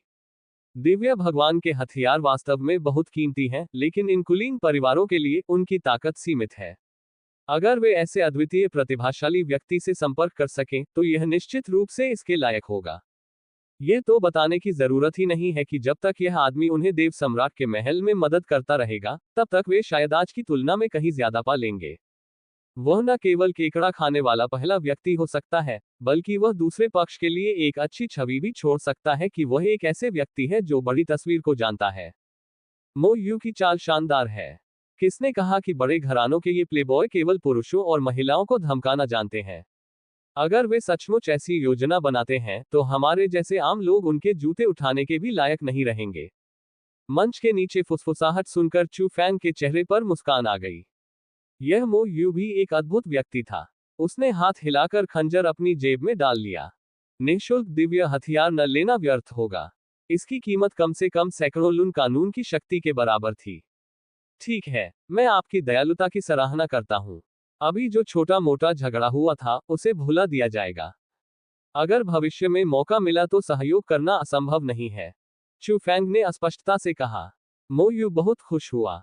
क्या वह यही नहीं चाहता था? यह इसके लायक था। उसने तुरंत अपने हाथों को सम्मानपूर्वक मोड़ा और बिना कुछ बकवास किए चला गया। उसे समझ में आ गया था कि अगर वह ज्यादा बोलेगा तो गलतियां करेगा। अब जब उसने अपना लक्ष्य प्राप्त कर लिया था, तो उसे और अधिक आंखों में खटकने की कोई आवश्यकता नहीं थी। ये दृश्य देखकर हर कोई आश्चर्य और प्रशंसा से अपनी जीभ चटकाने से नहीं रोक सका। केवल वो शान की आंखें आश्चर्य से चौड़ी हो गईं। बिल्कुल नहीं। ऐसा लग रहा था जैसे उसी ने इस आदमी की मदद की थी। अंत में झेन्यू कबीला आड़ू तोड़ने वाला कैसे बन गया? ये काम नहीं करेगा। वो परिवार को ऐसा नुकसान कब उठाना पड़ा था? वो शान को बहुत गुस्सा आया और उसे इसकी कोई परवाह नहीं थी। वह तुरंत रिंग में कूद पड़ी। चू फैंग को अचानक ये बात समझ में आ गई, इसलिए उसने वास्तव में सम्मानपूर्वक सिर झुकाया। गुरुजी, कृपया मेरा प्रणाम स्वीकार करें। वह उसके पास आए और उसे अपना स्वामी मान लिया। चू फैंग डर के मारे एक तरफ कूद गया। लानत है, क्या उसके साथ कुछ गड़बड़ थी? इस छोटी सी लड़की की सोच सचमुच अलग थी। चू फैंग खुद को असहाय महसूस कर रहा था। हालांकि उसके पास अभी भी करने के लिए महत्वपूर्ण काम थे और उसके पास इस छोटी लड़की के साथ घर खेलने का समय नहीं था। ठीक है, चिंता मत करो, मैं तुम्हें नहीं भूलूंगा। आज्ञाकारी होकर दूर रहो। अपने हाथ की एक लहर से उसने वो परिवार की उपद्रवी छोटी राजकुमारी को कैद कर लिया और उसे मंच से नीचे फेंक दिया। फिर वह कुछ ही दूरी पर खड़े मानव आत्मा जाति के 3 बुजुर्गों की ओर देखने लगा। वे सभी अपरिचित चेहरे थे। हालांकि उसने अभी अभी हुआंग यू को एक आदमी को बड़ों के नेता के रूप में संबोधित करते हुए सुना था। वह जी परिवार से लग रहा था। जी परिवार का तीसरा बड़ा व्यक्ति एक शीर्ष मध्य अवस्था दिव्य भगवान था। उसकी ताकत खराब नहीं थी, लेकिन इस समय तीनों बुजुर्ग सदमे की स्थिति में थे, जिससे कोई भी भ्रमित हो सकता था। चू फैंग ने थोड़ा सा भौहें सिकोड़ी। जब से हुआनपू यू ने जाने से पहले इन लोगों के साथ कुछ शब्दों का आदान प्रदान किया था, तब से उनके हाव भाव एक जैसे ही थे। हुआनपू यू, वह कौन सी बुरी चालें चल रहा है? चू फैंग ने खुद से कहा। लेकिन उन्होंने इसे दिल पर नहीं लिया। उन्होंने सीधे बात की। मानव आत्मा जाति के बुजुर्ग। उन शब्दों ने तीनों को होश में ला दिया। वे जटिल भावों के साथ एक साथ चू फैंग की ओर देखने लगे। चू फैंग ने इस पर ध्यान नहीं दिया और खुद की सिफारिश करना शुरू कर दिया। इसमें कोई मदद नहीं की जा सकती थी। चू फैंग अभी भी स्वर्गीय दाओमोती के शेष टुकड़ों की लालसा कर रहा था। बुजुर्गों, आपको भी इसे देखना चाहिए था। हुआनपू यू एक बेकार मूर्ख है। यदि आप मुझे चुनते हैं तो मुझे निश्चित रूप से दानव आत्मा जाति के उन तथाकथित प्रतिभाशाली लोगों को हराने का आत्मविश्वास मिलेगा। मेरे लिए पवित्र भूमि के प्रतिभाशाली लोगों के साथ कुश्ती करना भी असंभव नहीं है। इस तरह पहले स्तर के युवा टूर्नामेंट में ह्यूमन स्पिरिट रेस को पूर्ण लाभ होगा और कम संसाधनों का भुगतान करना होगा। इसे जीत जीत सहयोग माना जा सकता है। यह पारस्परिक रूप से लाभकारी होगा। ये कैसा रहेगा? चू फैंग का मानना था कि दोनों पक्षों के बीच सहयोग पहले से ही तय था। सबने देखा कि वह हुआनपू यू से अधिक शक्तिशाली था। जब तक वह चुना जाता, मानव आत्मा जाति निश्चित रूप से दानव आत्मा जाति को मात देने में सक्षम होती। युवा टूर्नामेंट में पवित्र भूमि के प्रतिभाशाली लोगों को पार करना उनके लिए असंभव भी नहीं था। चू फैंग आश्वस्त था। सबसे महत्वपूर्ण बात यह है कि हुआनपू यू को पहले ही उसके द्वारा हरा दिया गया था। मानव आत्मा जाति के पास कोई और विकल्प नहीं था। चू फैंग को आश्चर्य हुआ जब उसके सामने बैठे 3 मानव आत्मा जाति के बुजुर्गों ने उसकी बातें सुनी, तो वे उतने उत्साहित नहीं दिखे जितनी उसने उम्मीद की थी। उन्होंने एक दूसरे की ओर आंखों में झिझक के भाव के साथ देखा। चू फैंग ने भौहें सिकोड़ी। क्या आप कुछ और पूछना चाहते हैं? उन शब्दों को सुनकर जी परिवार के तीसरे बुजुर्ग ने अचानक आह भरी और चू फैंग की ओर अपने हाथ बढ़ा दिए। कृपया एक क्षण प्रतीक्षा करें। यह मामला बहुत महत्वपूर्ण है। हम कोई निर्णय नहीं ले सकते और हमें रिपोर्ट करनी है। हुआनपू यू ने वास्तव में हमें एक बड़ी समस्या दे दी है। चू फैंग ने भौहें उठाई। ऐसा लग रहा था जैसे उसने कुछ सोचा हो। उसने बात करना बंद कर दिया। वह चुपचाप वहीं खड़ा रहा। मानव आत्मा जाति के कुछ बुजुर्गों के चेहरे पर भी अजीब भाव थे। ऐसा लग रहा था कि वे गुप्त रूप से कुछ संदेश प्रेषित कर रहे थे और उत्सुकता से दूसरे पक्ष को रिपोर्ट कर रहे थे। भीड़ भी संदिग्ध थी और चर्चा कर रही थी। आप क्या कर रहे हो? क्या इस पर विचार करने की आवश्यकता है? इस युवा प्रतिभा की ताकत पर कोई संदेह नहीं है जो कहीं से भी प्रकट हुई है। कोई भी व्यक्ति जिसकी आंखें हैं, वह बता सकता है ना? तो फिर मानव आत्मा जाति अभी भी किस बात पर उलझन में है? इस व्यक्ति की मदद से दानव आत्मा जाति को हराना आसान हो जाएगा। वे पवित्र भूमि के साथ कुश्ती भी कर सकते हैं। अगर वह पवित्र भूमि के प्रतिभाशाली लोगों को उनके पैरों तले रौंद सकता है, तो इस बार मानव आत्मा जाति सुर्खियों में होगी। लेकिन मुझे ऐसा क्यों लगता है कि मानव आत्मा जाति थोड़ी अनिच्छुक है? देखने वाले भी भ्रमित हो गए। उन्होंने एक दूसरे को देखा और चर्चा की। इसी समय दूर क्षितिज से आकृतियों का एक समूह अचानक तेजी से ऊपर आया। जैसे ही वे करीब पहुंचे, भीड़ ने उन्हें पहचान लिया। क्या ये जुनफैंग, म्यू किंगलान और अन्य लोग नहीं हैं? मानव आत्मा जाति द्वारा पोषित विलक्षण प्रतिभाएं। हालांकि वे अभी के रहस्यमयी प्रतिभाशाली व्यक्ति से तुलना नहीं कर सकते, सामने खड़े इस युवक की तो बात ही छोड़िए, फिर भी वे अत्यंत उत्कृष्ट अस्तित्व हैं, चाहे कुछ भी हो। अगर वे अब वापस भागते हैं, तो यह निस्संदेह स्पिरिट रेस की ताकत बढ़ाएगा। उसने दूर से उड़ते हुए लोगों को देखा। चू फैंग ने हल्के से मुस्कुराकर उनका अभिवादन किया। तुम लोग बहुत धीमे हो। जुन फैंग ने अपने होंठ दबा लिए। इसका जिक्र मत करो। रास्ते में हमें कुछ परेशानी का सामना करना पड़ा। सच में कुछ लोग ऐसे होते हैं जो मौत से नहीं डरते। वह बड़बड़ाया। जुन फैंग को आगे स्पष्टीकरण देने की जहमत नहीं उठानी पड़ी। खैर, समस्या हल हो गई थी। जहां तक चू फैंग का सवाल है। जुन फैंग ने चू फैंग का आंकलन किया। बुरा नहीं है, आपने वास्तव में एस्ट्रल बीस्ट्स को बाहर निकाला। मैं प्रभावित हूं। तुमने तो हुआनपू यू को भी कुचल दिया। अब आपके पास जो शक्ति है, उच्च स्तरीय दिव्य प्रभुओं के अलावा, मुझे डर है कि कोई भी आपको धमकी नहीं दे सकता है ना? जुन फैंग ईर्ष्या से बुदबुदाया। स्पष्टतः उसे पहले से ही पता था कि पवित्र शहर में क्या हुआ था। हालांकि वह ईर्ष्यालु था, लेकिन जुन फैंग ये भी अच्छी तरह जानता था कि चू फैंग की मदद से मानव आत्मा जाति निश्चित रूप से इस 10,000 दौड़ युवा टूर्नामेंट में चमकने में सक्षम होगी। यदि वह सचमुच पवित्र भूमि को अपने पैरों तले रौंद सके, तो उसे सचमुच गर्व होगा। जुन फैंग वास्तव में उस दृश्य को देखने के लिए उत्सुक था। वह कुछ देर तक चू फैंग के साथ बातचीत करता रहा। तभी उसे याद आया कि उसके सामने मानव आत्मा जाति के कुछ बुजुर्ग थे। हालांकि वे सभी जी परिवार से थे, लेकिन वे वरिष्ठ थे। उनके शिष्टाचार की अवहेलना नहीं की जा सकती थी। उन्होंने तुरंत आदरपूर्वक सिर झुकाया। मानव आत्मा जाति के 3 महान परिवारों में, अर्थात जुन परिवार, म्यू परिवार और जी परिवार, जुन परिवार सबसे मजबूत था। म्यू परिवार और जी परिवार समान थे। हर बार जब भी फतवा समारोह आयोजित होता था, 3 महान कुलों में से एक पूरी ताकत के साथ सामने आता था। यदि अन्य दो कुलों के विशेषज्ञ भाग लेने के लिए तैयार हों तो ठीक है। यदि वे भाग नहीं लेना चाहते तो कोई भी उन्हें मजबूर नहीं करेगा। ऐसा इसलिए था क्योंकि यद्यपि प्रत्येक धर्मादेश समारोह में अनेक अवसर होते थे, तथापि इसके साथ अनगिनत जीवन मरण के खतरे भी जुड़े होते थे। मानव आत्मा जाति ने कभी भी यह जोखिम उठाने की हिम्मत नहीं की थी, क्योंकि एक बार दुर्घटना हो जाने पर शेष दो परिवार कम से कम मानव आत्मा जाति की विरासत को जारी रख सकते थे। इसलिए मानव आत्मा जाति के उच्च अधिकारियों ने महसूस किया कि सबसे सुरक्षित तरीका ये था कि एक पक्ष को स्वामी और दो पक्षों को सहायक के रूप में रखा जाए। इस बार नेतृत्व करने की बारी जी परिवार की थी, लेकिन इस तरह से कमियां स्पष्ट रूप से सामने आ गईं। उनकी ताकत शुरू में दानव आत्मा जाति से कम थी और वे पूरी ताकत से लड़ने की हिम्मत नहीं कर पाए। यह स्वाभाविक ही था कि उनकी ताकत लगातार कम होती जाएगी। कोई भी मूर्ख नहीं था। वे सभी इसके फायदे और नुकसान जानते थे, लेकिन कोई और रास्ता नहीं था। ऐसा इसलिए था क्योंकि मानव आत्मा जाति ने कभी भी ऐसे व्यक्ति को जन्म नहीं दिया था जो वास्तव में बोझ उठा सके। वे केवल टालमटोल ही जारी रख सकते थे। इसे तब तक खींचते रहो जब तक आशा का क्षण प्रकट न हो जाए। अब जुन फैंग को लगा कि शायद आशा है। असुविधा के लिए खेद है। बहुत बहुत धन्यवाद। हालांकि चू फैंग मानव आत्मा जाति से नहीं था, वे दोनों प्राचीन मनुष्यों के वंशज थे। उनकी रक्तरेखाएं जुड़ी हुई थीं और उनकी आत्माओं की गहराई में एक ही विश्वास की छाप थी। जुन फैंग बता सकता था कि चू फैंग अभी भी उनके पुराने बंधन की परवाह करता था। ये काफी था। वह पहले ही चू फैंग की प्रतिभा को देख चुका था। यह एक ऐसा व्यक्ति था जिसने बार बार ऐसे चमत्कार किए थे जिनकी दूसरे लोग कल्पना भी नहीं कर सकते थे। इस युग में महान भाग्य वाला सच्चा व्यक्ति। जुन फैंग के मतानुसार केवल ऐसे अस्तित्व का अनुसरण करने से ही मानव आत्मा जाति के वास्तविक उत्थान की आशा थी।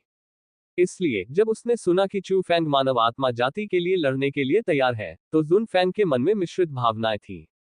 हालांकि वह ईर्ष्यालु था, फिर भी वह दिल से खुश था। हालांकि जब जुन फैंग ने जी परिवार के 3 बुजुर्गों के हाव भाव देखे, तो उसे लगा कि माहौल ठीक नहीं है। वे झिझक रहे थे। वे क्यों टालमटोल कर रहे थे? इसमें विचार करने योग्य क्या था? क्या होगा यदि यह व्यक्ति इसलिए नौकरी छोड़ दे क्योंकि वे इस रवैये से नाराज थे? जुन फैंग तुरंत बोला, तीसरे एल्डर जी लैंग, चू फैंग एक दोस्त है जिसे मैंने शुरुआती मैदान में बनाया था। उसकी ताकत और प्रतिभा पर कोई सवाल नहीं है। अगर हम मानव आत्मा जाति उसके साथ सेना में शामिल हो जाते हैं, तो हम निश्चित रूप से सहयोग करने और भगवान सम्राट के महल की इस खोज में बहुत सी चीजें जीतने में सक्षम होंगे। जी परिवार के तीसरे बुजुर्ग ने केवल अपना सिर हिलाया और भौहें सिकुड़ी। जुन फैंग की स्थिति के कारण उसके पास स्पष्टीकरण देने के अलावा कोई विकल्प नहीं था। हम ये कैसे नहीं जान सकते कि जुन फेंग ने क्या कहा। ये सिर्फ इतना है कि हुआंग पू यू ने कहा, आह, कृपया एक पल रुको भतीजे जुनफेंग। कबीले का नेता चांगफेंग जल्द ही यहाँ आएगा। उस समय, इससे पहले कि वह बोलना समाप्त कर पाता, सभी की चौंकती निगाहों के सामने दूर क्षितिज में एक मोटा ताजा हरा लबादा पहने व्यक्ति धीरे धीरे दिखाई दिया। वह खड़ा था और हवा में चल रहा था। कुछ ही सांसों में वह सबके सामने प्रकट हो गया। वह अपने हाथ पीठ के पीछे करके हवा में खड़ा था। सबसे अधिक आश्चर्य की बात यह थी कि इस विशालकाय आकृति पर कोई आभा उतार नहीं था। इस स्थिति में केवल 2 ही संभावनाएं थीं। सबसे पहले तो ये कि यह एक पूर्णतया साधारण व्यक्ति था, लेकिन स्पष्टतः कोई भी व्यक्ति अंधा नहीं था। इससे केवल दूसरी संभावना ही बची। यह एक अत्यंत शक्तिशाली अस्तित्व था। वह अपनी आभा को भी पूरी तरह से छिपा सकता था। कम से कम वहां मौजूद कोई भी व्यक्ति इसे नहीं पहचान सकता था। एक उच्च स्तरीय दिव्य भगवान, इसके अलावा कोई भी किसी संभावना के बारे में नहीं सोच सकता था। भीड़ में जानकार लोग भी थे। उन्होंने उस व्यक्ति को तुरंत पहचान लिया। जी चांगफेंग, जी परिवार के कुलपति, जो मानव आत्मा जाति के 3 महान परिवारों में से एक था। पूरे शाही दरबार दिव्य महाद्वीप में दिग्गजों में से एक के रूप में जी चांगफेंग की ताकत और स्थिति बहुत अधिक थी। जैसे ही वह प्रकट हुआ, सभी लोग चुप हो गए। अपने नीचे खड़े लोगों की उपेक्षा करते हुए उस भारी भरकम व्यक्ति ने उदासीनता से अपना सिर नीचे कर लिया और अपनी गहरी निगाहों से रिंग में चुपचाप खड़े व्यक्ति की ओर देखा। अचानक एक भिनभिनाती हुई आवाज सुनाई दी, छोटा दोस्त चू फैंग है ना? मुझे खेद है, मानव आत्मा जाति का मंदिर बहुत छोटा है। शायद यह आप जैसे महान देवता को समायोजित नहीं कर सकता। कृपया कहीं और जाएं। उन्होंने सीधे तौर पर चू फैंग के नौकरी आवेदन को अस्वीकार कर दिया। इसका कोई कारण या स्पष्टीकरण नहीं था। अपनी हैसियत के कारण शायद उन्हें लगा हो कि इसकी कोई जरूरत नहीं है। चू फैंग को ये सब उम्मीद थी। उसके चेहरे पर मुस्कान बनी रही और उसने उदासीनता से सिर हिलाया। मैं समझता हूं। लेकिन ये सब देखकर जुन फैंग की आंखों में भ्रम और अविश्वास भर गया।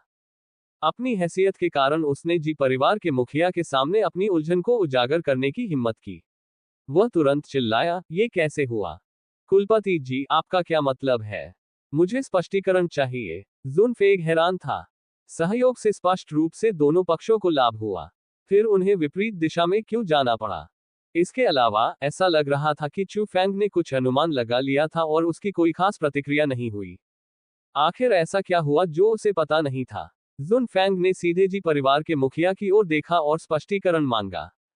क्षुन परिवार के प्रत्यक्ष वंशज और मानव आत्मा जाति के नंबर 1 प्रतिभाशाली व्यक्ति के रूप में उसे जानने का अधिकार था। जी परिवार के मुखिया होने के बावजूद भी जी चांगफेंग उन्हें पूरी तरह से नजरअंदाज नहीं कर सकते थे। दूसरी तरफ जी चांगफेंग ने भौहें सिकुड़ी। इससे पहले कि वह कुछ बोल पाता, उसके पीछे एक सुनहरी आकृति धीरे धीरे जम गई। ये हुआनपू यू था, जो अभी अभी पराजित हुआ था, लेकिन ऐसा लग रहा था कि वह ज्यादा दूर नहीं गया था। इस समय वह जी चांगफेंग के ठीक पीछे खड़ा था। अर्थ स्पष्ट प्रतीत हो रहा था। जुन फैंग की अभिव्यक्ति काली पड़ गई। हुआनपू यू, क्या आप इसके पीछे हैं? इससे पहले शुरुआती मैदान में वह एक बार इस आदमी द्वारा धोखा दिया गया था और पूरी तरह से उसका असली रूप देखा था। अब जब उसने अपने शत्रु को पुनः देखा था, तो स्वाभाविक रूप से उसके चेहरे पर अच्छा भाव नहीं था। दूसरी ओर हुआनपू यू केवल मंद मंद मुस्कुराया। भाई जुनफेग, आप गलत हैं। मैंने सिर्फ कबीले के नेता जी के साथ सौदा किया था। ये दोनों पक्षों के लिए फायदेमंद और निष्पक्ष सौदा था। मैं कैसे चाले चल सकता हूँ? कैसा सौदा? जुन फैंग ने ठंडे स्वर में पूछा। हुआनपू यू बिना कुछ कहे मुस्कुराए। असुविधा के लिए खेद है।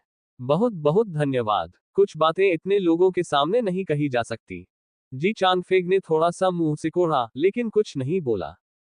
असहाय जी परिवार के तीसरे बड़े जी लैंग केवल खलनायक हो सकते थे। उन्होंने जुन फैंग को एक आवाज भेजी और निजी तौर पर समझाने की योजना बनाई। जुन फैंग बहुत सीधे थे और उन्होंने आवाज प्रसारण की सामग्री चू फैंग के साथ साझा की। जब जी लांग को यह एहसास हुआ, तो उसने असहाय भाव से अपने पिता की ओर देखा। ये देखकर कि उसके पिता की ओर से कोई प्रतिक्रिया नहीं हुई, वह बस आगे बढ़ गया। भतीजे जुनफेग, छोटे दोस्त चूफेग, मुझे उम्मीद है कि आप हमें माफ कर देंगे। हमारी अपनी कठिनाइयां हैं। हमने स्वाभाविक रूप से अभी अभी छोटे दोस्त चू फैंग का प्रदर्शन देखा। लेकिन समस्या यह है, हुआनपू यू ने हमें एक ऐसा प्रस्ताव दिया है जिसे हम अस्वीकार नहीं कर सकते। ये शब्द सुनकर चू फैंग की दिलचस्पी बढ़ गई। क्या हुआनपू यू के हाथों में कुछ अच्छा है? जिस समय वह गायब हुआ, उस दौरान इस आदमी ने वास्तव में बहुत सारी चीजें की थी। जी लांग ने असहाय होकर कहा, यह अच्छी चीज है, और यह ऐसी चीज है जिसे हम इस समय मना नहीं कर सकते। उसके पास एक हरे सम्राट का फरमान है। इस बिंदु पर जी लैंग उत्साहित होने से खुद को रोक नहीं सका। चू फैंग उलझन में था, हालांकि जुन फैंग का दिल कांप उठा। हरित सम्राट का फरमान, ग्रीन एम्परर के महल में प्रवेश टोकन। जी लांग ने भारी स्वर में सिर हिलाया। ये देखकर कि चू फैंग बहुत उलझन में लग रहा था, उसने फिर से समझाया, छोटा दोस्त चू फैंग यहाँ नया है। शायद वह देव सम्राट के महल की स्थिति के बारे में ज्यादा नहीं जानता।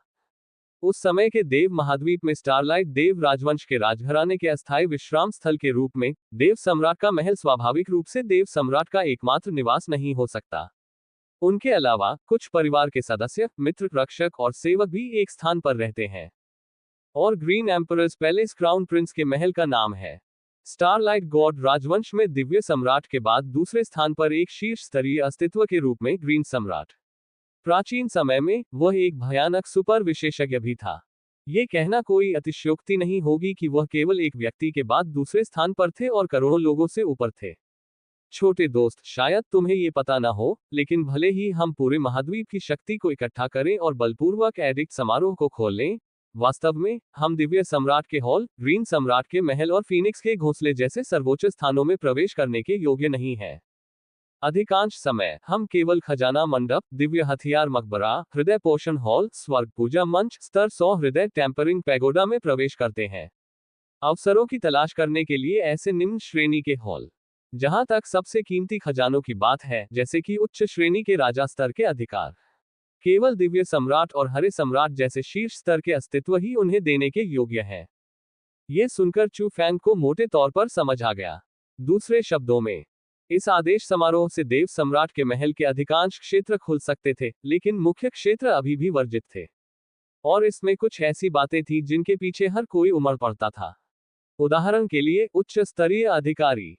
लेकिन क्या ग्रीन सम्राट का केवल एक ही फरमान नहीं है? क्या यह हो सकता है कि हुआन पुयू आपको इसे देने के लिए तैयार हो? चू फैंग ने अपने होंठ सिकोड़े। उसे विश्वास नहीं हुआ कि हुआन पुयू मानव आत्मा जाति को इतनी कीमती चीज देने को तैयार होगी। एल्डर जी लांग भी अजीब तरह से मुस्कुराए। ये स्वाभाविक रूप से असंभव है। एक बार ग्रीन सम्राट के आदेश से किसी स्वामी को मान्यता मिल जाती है, तो उसे हटाया नहीं जा सकता। भले ही हुआन पुयू उसे देना चाहे, वह नहीं दे सकता।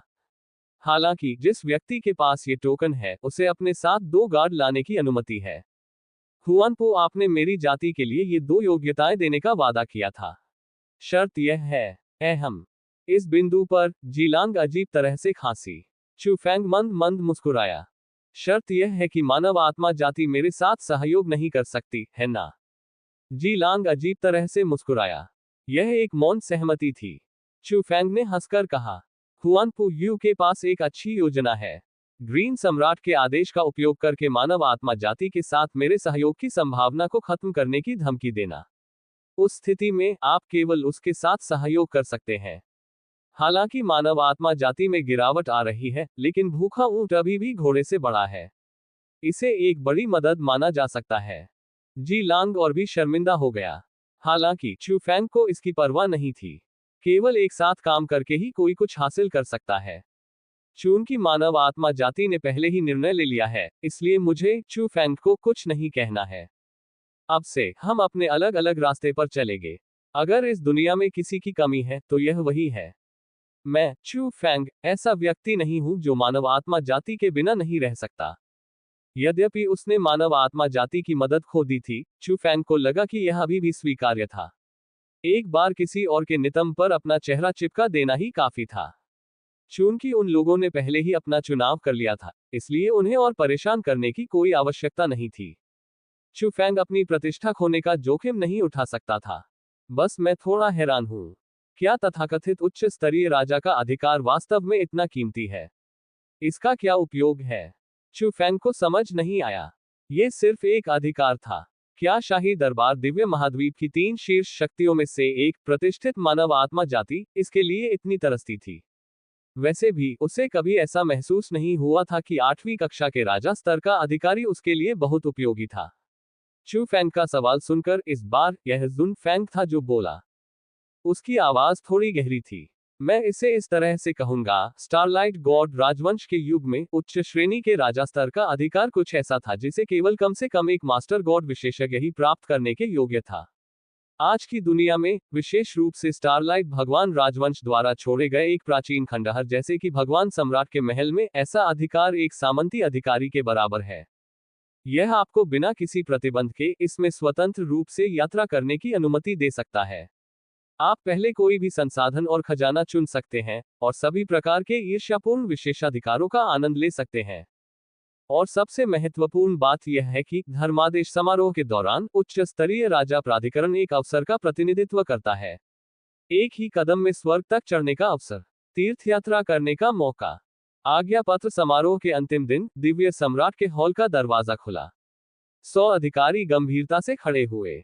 सभी जातियां एकत्रित हुई। अनगिनत शीर्ष विशेषज्ञों ने दांव पर चर्चा की। शाही दरबार ने उनके योगदान के लिए उन्हें पुरस्कृत किया और उन्हें उपाधियां प्रदान की।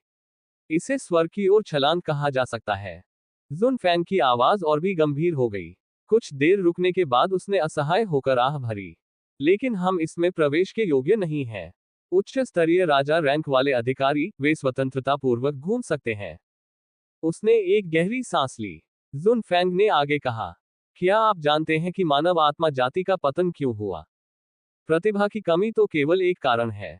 सबसे बुनियादी कारण यह है कि हमारी जाति में किसी को भी बहुत लंबे समय से ऐसा सम्मान प्राप्त नहीं हुआ है। तीनों कुलपिताओं में से जुन परिवार के कुलपिता के पास सबसे अधिक अधिकार है। वह केवल चौथे दर्जे का राजा है। ऐसा लगता है कि वह उच्च स्तरीय राजा बनने से केवल एक कदम दूर है, लेकिन ये कदम एक खाई की तरह है। इसने मानव आत्मा जाति को उस हॉल से पूरी तरह से अलग कर दिया।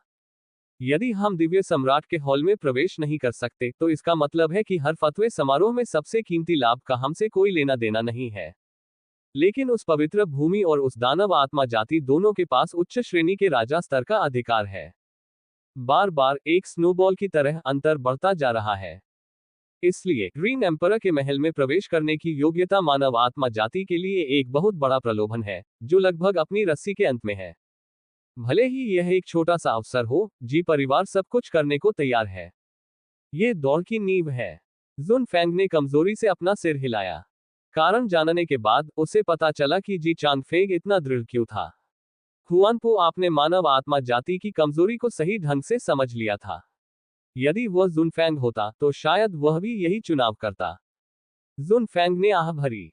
किसी कारण से उन्हें यह महसूस हुआ कि जी चांगफैंग का सही निर्णय वास्तव में मानव आत्मा जाति के भविष्य को बर्बाद कर सकता है। लेकिन इस समय वह महत्वहीन था। वह क्या बदल सकता था? आखिरकार इस बार जुन परिवार मानव आत्मा जाति का नेता नहीं था। मामले के कारण और प्रभाव को समझने के बाद चू फैंग केवल मंद मंद मुस्कुराया। क्या वह क्रोधित था? थोड़ा, लेकिन ये हानिरहित था। ये बात समझ में आती है कि उन्होंने उस पर भरोसा नहीं किया और उन लाभों को चुना जो पहले से ही उनकी जुबान पर थे। चू फैंग को लगा कि उसे किसी को कुछ साबित करने की कोई जरूरत नहीं है। अगर वे एक साथ मिल सके तो वे साथी होंगे, अगर वे एक साथ नहीं मिल सके तो वे सिर्फ अजनबी होंगे। शुरू में उन्हें मानव आत्मा जाति से ज्यादा उम्मीद नहीं थी। वह मुस्कुराया। उसने आकाश में घमंडी हुआनपू यू को नजरअंदाज कर दिया। चू फैंग सहजता से रिंग में चला गया। उसने यू और अन्य लोगों को आवाज लगाई। वहां उपस्थित सभी लोगों की निगाहों के सामने उसका शरीर और दूर चला गया। उसके पीछे वो शानशान की आंखें अभी भी प्रशंसा से भरी हुई थी और वह उत्सुकता से उसका पीछा कर रही थी। ऐसा लग रहा था कि जेन्यू कबीले के प्लेबॉय समूह ने कुछ सोचा था और वास्तव में चू फैंग और अन्य लोगों का अनुसरण किया था। म्यू किंगलान और अन्य लोग भी उनका अनुसरण करना चाहते थे। लेकिन जब उन्होंने मानव आत्मा जाति के सदस्य के रूप में अपनी स्थिति के बारे में सोचा, तो अंततः वे रुक गए। जुन फैंग भी उलझन में था। उसे लग रहा था कि इस बार जी परिवार का फैसला अन्य दो परिवारों को भी अपने साथ ले आएगा। सभी लोग बहुत देर तक चुप रहे। दूसरी ओर जी चांग फैंग, जो चुप था, अचानक बोल पड़ा। इस युग में प्रतिभाओं की कमी नहीं है। बाहरी लोगों पर अपनी उम्मीदें लगाने के बजाय आप खुद को मजबूत क्यों नहीं बनाते और जीवित रहने के लिए संघर्ष क्यों नहीं करते? अगर मैं एक उच्च स्तरीय राजा का अधिकार प्राप्त कर सकता हूं, तो मानव आत्मा जाति के पास वास्तव में शक्तिशाली पूंजी होगी। जुन फैंग ने अपना सिर हिलाया और कड़वी मुस्कान दी। लेकिन क्या होगा अगर चू फैंग एक साधारण प्रतिभाशाली व्यक्ति नहीं है? कोई भी उसकी प्रतिभा की जगह नहीं ले सकता। तुमने उसे पहले कभी नहीं देखा। तुम समझ नहीं सकते। उसके बगल में खड़े एल्डर जी लांग भी जवाब देने से खुद को रोक नहीं सके। भतीजे झुन फैंग, कुछ देर बाहर जाने के बाद ऐसा क्यों लग रहा है जैसे किसी बाहरी व्यक्ति ने तुम्हें बुरी तरह डरा दिया है? चू फैंग के अभी के प्रदर्शन से लगता है कि वह वाकई बहुत शानदार है। हालांकि क्या ये कहना ज्यादा नहीं होगा कि उसकी जगह कोई नहीं ले सकता? चलो दूर के लोगों के बारे में बात नहीं करते हैं। हुआनपू यू वास्तव में बुरा नहीं है। हालांकि वह चू फैंग जितना शक्तिशाली नहीं है, लेकिन उसे इस पीढ़ी में एक दुर्लभ प्रतिभा माना जा सकता है। ऐसा नहीं है कि उसके पास दानव आत्मा जाति और पवित्र भूमि के कुछ लोगों के खिलाफ जीतने का कोई मौका नहीं है। वह हमें ग्रीन सम्राट के महल में प्रवेश करने का मौका भी दे सकता है। चाहे मैं इसे किसी भी तरह से देखूं, ये सबसे अच्छा विकल्प है। कुलपिता ने सावधानीपूर्वक विचार करने के बाद ही ऐसा निर्णय लिया है। वह अपने कानों में आक्रोशपूर्ण प्रत्युत्तर सुन रहा था। जुन फैंग केवल मंद मंद मुस्कुराया। ग्रीष्मकालीन कीड़े बर्फ को नहीं समझ सके। वह धीरे से बुदबुदाया, मुझे उम्मीद है तुम्हें इसका पछतावा नहीं होगा। इस बात से वह और अधिक समय तक वहां नहीं रुक सका। वह मु किंगलान और अन्य लोगों के साथ वहां से चला गया। केवल जी परिवार के सदस्य ही काफी देर तक वहां खड़े रहे। जी चांग फैंग अपने हाथों को पीठ के पीछे करके खड़ा था। उसकी आंखों में अहंकार की झलक थी। खेद, मैं नहीं करूंगा। मुझे जी चांग फैंग को अपने जीवन पर कभी पछतावा नहीं हुआ। दूसरी ओर इस तमाशे का अंत हो गया। चू फैंग ने पहले ही बेरहमी से अपनी उपलब्धियों की गिनती शुरू कर दी थी। उसने खुशी खुशी 4 दिव्य भगवान हथियार निकाले जो उसने अभी अभी प्राप्त किए थे, और बड़ी संख्या में स्वर्गीय दाव मोती के टुकड़े भी।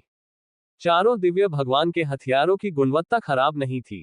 कानून की शक्ति में परिवर्तित होने पर इसका अनुमान लगभग 200 लून लगाया गया। यह कोई छोटी संख्या नहीं थी। आखिरकार एक मध्यम स्तर के स्वामी को बुलाने में प्रति मिनट केवल 10 लून लगते थे। चू फेंग ने अनुमान लगाया कि अपनी वर्तमान संपत्ति के साथ वह कोशिश करके एक उच्च स्तरीय स्वामी को बुलाने में सक्षम हो सकता है। उस स्थिति में वह सचमुच वह सब कुछ कर सकेगा जो वह चाहता है। उसने अपने हृदय में उत्तेजना को दबा लिया। चू फेंग ने अपनी नजर अपने हाथ में पकड़े टुकड़ों की गेंदों पर घुमाई। ये बातें सबसे महत्वपूर्ण थी। यह एक षटकोणीय जेड पेंडेंट था। वहां 2 अलग अलग रंग थे। कुछ टुकड़े आग की तरह लाल, गर्म और चमकीले थे। कुछ टुकड़े थोड़े गहरे रंग के थे। गहरे रंग ने ठंडक का एहसास कराया। चू फेंग ने बुदबुदाया, क्या ये यांग स्वर्गीय दाव मोती के टुकड़े और यिन स्वर्गीय दाव मोती के टुकड़े के बीच का अंतर है? हालांकि हुआन पुयू ने तथाकथित बुनियादी छोटे टुकड़ों के बारे में पहले क्या कहा था। जब वह सोच रहा था, अचानक चू फेंग की आंखें चमक उठी। एक अकल्पनीय सूचना उसके दिमाग में कौन थी। क्या आप एक छोटे यांग टुकड़े को संश्लेषित करने के लिए 99 लघु यांग टुकड़ों का उपभोग करना चाहते हैं? असुविधा के लिए खेद है। बहुत बहुत धन्यवाद। क्या आप एक छोटे यिन टुकड़े को संश्लेषित करने के लिए 99 लघु यिन टुकड़ों का उपभोग करना चाहते हैं? यह आवाज सुनकर चू फेंग की आंखें चमक उठी। ऐसा लग रहा था कि यह इन टुकड़ों में निहित प्राकृतिक ध्वनि है। इसे वास्तव में संश्लेषित किया जा सकता है। चू फेंग को तुरंत दिलचस्पी हो गई। संश्लेषण करो, सब कुछ संश्लेषित करो। अगले ही क्षण एक सघन प्रकाश चमक उठा। चू फेंग के हाथ में छोटे छोटे टुकड़ों का ढेर वास्तव में बहुत बड़े टुकड़ों में इकट्ठा हो गया था। 1000 से अधिक टुकड़ों में से कुल 6 छोटे यांग टुकड़े और 3 छोटे यिन टुकड़े थे। कुछ छोटे छोटे टुकड़े भी बचे थे। दोनों तरह के थे, लेकिन वह उनमें से 99 को इकट्ठा नहीं कर सका। चू फेंग के दिमाग में एक हल्का सा अनुमान उभरा। मुझे यह मत बताए कि जब तक इन टुकड़ों को लगातार जोड़ा जाता है, वे पौराणिक यिन यांग स्वर्गीय दाव मोती बना सकते हैं। चू फेंग ने एक भान उठाई। यदि ऐसा होता तो संपूर्ण स्वर्गीय दाव मोती को संयोजित करने के लिए आवश्यक टुकड़ों की संख्या शायद कम नहीं होती। केवल 99 छोटे टुकड़ों को ही एक छोटे टुकड़े में जोड़ा जा सकता था। कौन जानता था कि उनके ऊपर कोई मध्यम आकार का या बड़ा टुकड़ा होगा। इसका मतलब यह था कि वहां बहुत सारे स्वर्गीय दाव मोती के टुकड़े होने चाहिए। कोई आश्चर्य नहीं कि हुआन पुयू ने इन 1000 टुकड़ों को इतनी जल्दी सौंप दिया। वह शायद पहले से ही जानता था कि ये 1000 टुकड़े कुछ भी निर्धारित नहीं कर सकते। उसने अपने होंठ भींच लिए। चू फेंग ने अपनी सतर्कता कम नहीं होने दी। वर्तमान स्थिति में किसी के लिए भी संपूर्ण स्वर्गीय दाव मोती इकट्ठा करना संभवतः स्वर्ग में चढ़ने जितना ही कठिन था। अतः अंत में 2 दिव्य ग्रहों का संबंध किस प्रकार होना चाहिए? यदि दिव्य ग्रह पुनः स्वस्थ होना चाहते थे, तो उनके लिए कोर का न होना असंभव था। क्या होगा यदि अंत में 2 दिव्य ग्रहों को नियंत्रित करने का अधिकार टुकड़ों के आकार से निर्धारित किया गया? उस स्थिति में क्या इसका मतलब यह था कि जिसके पास सबसे अधिक संख्या में टुकड़े थे, उसका अधिकार सबसे अधिक था? यह असंभव नहीं था। इसलिए चू फेंग के लिए जितने अधिक टुकड़े उतना बेहतर। क्या होगा अगर वह वास्तव में भाग्यशाली हो और एक पूर्ण स्वर्गीय दाव मोती इकट्ठा कर ले? चू फेंग को अपने आप पर बहुत भरोसा था। उसने सारे टुकड़े अपनी हथेली में रख लिए। उसने अपने आप को शांत किया। तभी चू फेंग को एहसास हुआ कि उसकी टीम के पीछे बहुत से लोग थे। एक बड़ी बहन की तरह वू शान ने मो यू और अन्य अनुचरों का तेजी से पीछा किया। चू फेंग को मुड़ते देख उसने उत्साह से हाथ भी हिलाया। मास्टर, मैं यहां हूं। चू फेंग के पास यू ने असहायता से अपना सिर हिलाया और समझाया, ये लोग पूरे रास्ते हमारा पीछा कर रहे थे। उन्हें भगाया नहीं जा सकता और सीधे हमला करना अच्छा नहीं है, इसलिए मैंने उन्हें जाने दिया। चू फेंग ने भौं उठाई, मानो उसने कुछ सोचा हो। उसने यू की ओर देखा। तुम उसे क्यों भगा रहे हो? यही सही समय है। इसके बारे में सोचो। हमें मानव आत्मा जाति द्वारा अस्वीकार कर दिया गया है। भगवान सम्राट के महल में प्रवेश करने के लिए हमारे पास क्या पहचान है? हालांकि तस्करी शायद मुश्किल नहीं है, लेकिन ये खुलेआम आने जितना आरामदायक नहीं है। यदि हम पवित्र भूमि को कोई संसाधन मुफ्त में नहीं सौंपना चाहते, तो स्वाभाविक रूप से हमें किसी ऐसे व्यक्ति को ढूंढना होगा जिस पर हम भरोसा कर सकें। यू को एहसास हुआ, क्षुद्रता के मामले में आप ही वह व्यक्ति हैं जो तेजी से सोचते हैं। चू फैंग ने उपहास किया और उससे परेशान नहीं हुआ। उसने ये समझा कि यू उसकी प्रशंसा कर रही थी। वह तुरंत मुस्कुरा उठे। उसने मोहित वू शानशान को देखा। तुरंत ही एक अत्यंत भावुक चीख सुनाई दी। अच्छे शिष्य, जल्दी मेरे पास आओ। यू को पिछली रात का खाना लगभग उल्टी आ गई। चू फैंग को कोई आपत्ति नहीं थी। उसने वू शानशान की ओर देखा, जो जल्दी से उसकी तरफ भागा था। कुछ सुखद बातचीत के बाद उसने अपना असली रूप दिखाया। अच्छा शिष्य, आज बहुत देर हो चुकी है। क्या तुम मुझे आराम करने के लिए अपने घर वापस ले जा सकते हो? इस समय चू फैंग एक पागल चाचा की तरह लग रहा था जो एक छोटी लड़की को बेवकूफ बना रहा था। ऐसा लग रहा था जैसे वह कह रहा हो, चाचा को घर ले आओ, चाचा तुम्हारे लिए कैंडी खरीदेंगे। वो शानशान इतनी भयभीत थी कि वह कांपने से खुद को नहीं रोक सकी। हालांकि उसने फिर भी अजीब तरह से सिर हिलाया। बेशक मैं कर सकता हूँ। मेरे पिता भी बहुत मिलनसार हैं। हालांकि अगर मास्टर वू परिवार की पहचान का इस्तेमाल करके भगवान सम्राट के महल में प्रवेश करना चाहते हैं तो बस कह दीजिए। आप अजीब तरह से व्यवहार कर रहे हैं। वो शानशान ने अपने माथे से ठंडा पसीना पोंछा। उसके मालिक का अचानक उत्साह सचमुच असहनीय था। वास्तव में वह चू फैंग के पीछे इसलिए भाग रही थी क्योंकि वह अच्छी तरह जानती थी कि चू फैंग, जिसे स्पिरिट रेस ने अस्वीकार कर दिया था, की बहुत मांग थी। अगर वह उसे अपने परिवार में शामिल कर पाती तो ये बहुत बड़ी उपलब्धि होती। वो शान मूर्ख नहीं थी। जो व्यक्ति इतनी कम उम्र में आधा कदम दिव्य भगवान बन सकता है, वह मूर्ख कैसे हो सकता है? यहां तक कि झेन्यू कबीले के घमंडी दिखने वाले प्लेबॉय ने भी यही सोचा था। क्या वह उनका पीछा करते हुए यहां तक नहीं आया था? हालांकि वह अभी भी बेहतर थी। वह अभी अभी चू फैंग की शिष्या बनी थी। उनका रिश्ता मु यू से कहीं ज्यादा करीबी था। हम्फ। जैसे ही वो शानशान आत्मसंतुष्ट महसूस कर रही थी, उसके सामने चू फैंग कहीं से एक दर्पण निकाल लाया था और खुद को घूर रहा था। वह बुदबुदाता रहा, जब मैं मुस्कुराता हूं तो क्या मैं सचमुच बुरा व्यक्ति लगता हूं? यू ने सहजता से कहा। इसका इससे कोई लेना देना नहीं है कि तुम हंसते हो या नहीं। मुझे मत बताओ कि तुम अब भी सोचते हो कि तुम कुछ अच्छे हो। चू फैंग ने तुरंत अपने हाथ में छोटे गोल दर्पण को कुचल दिया। तभी ऐसा लगा जैसे कुछ घटित हो गया हो। वह वो शानशान का पीछा करते हुए वो परिवार के अड्डे की ओर उड़ चला। कुछ ही समय में चू फैंग और अन्य लोग वो परिवार के प्रतिष्ठित अतिथि बन गए। यद्यपि वो परिवार को कुलीन परिवारों के नेता के रूप में जाना जाता था, फिर भी उनके और पवित्र भूमि और दो आत्मा जातियों के बीच काफी अंतर था। स्वाभाविक रूप से वे किसी प्रकार का दिखावा नहीं कर सकते थे। चू फैंग के युद्ध परिणामों के बारे में सुनने के बाद वू परिवार के मुखिया, वू शानशान के पिता, वू याओयांग चिंतित हो गए। जब वह हट्टा कट्टा आदमी चलता था तो ऐसा लगता था जैसे जमीन कांप रही हो। वह तुरंत प्रकट हुए और चू फैंग और अन्य लोगों का सर्वोच्च सम्मान के साथ स्वागत किया तथा उन्हें पर्याप्त सम्मान दिया। चू फैंग को यह जानकर आश्चर्य हुआ कि इस वू परिवार का कुलपिता वास्तव में एक उच्च स्तरीय दिव्य भगवान था। उसे तो ये भी महसूस हुआ कि वह जी चांग फैंग से कमतर नहीं है। चू फैंग इस बात से आभारी नहीं था कि ऐसे विशेषज्ञ ने व्यक्तिगत रूप से उसका स्वागत किया था, लेकिन फिर भी वह बहुत सहज महसूस कर रहा था। जूनियर चू फैंग वू परिवार के मालिक को बधाई देता है। चूंकि उसने उसे सम्मान दिया था, इसलिए चू फैंग स्वाभाविक रूप से पीछे नहीं हटेगा। वू याओयांग ने चू फैंग को देखा और अचानक जोर से हंस पड़ा। ठीक है, मेरे जैसे असभ्य व्यक्ति के साथ विनम्र होने की कोई जरूरत नहीं है। उस लड़की शानशान ने मुझे पूरी कहानी पहले ही बता दी है। अगर छोटे दोस्त चू फैंग को कोई आपत्ति न हो तो बस मेरे वो परिवार की स्थिति के साथ प्रवेश करें। मेरा वो परिवार आपसे कुछ नहीं मांगेगा। प्रवेश करने के बाद यदि आप मेरे परिवार के उन शरारती बच्चों की मदद करने के लिए तैयार हैं तो बस मदद करें। यदि आप अनिच्छुक हैं तो कोई बात नहीं।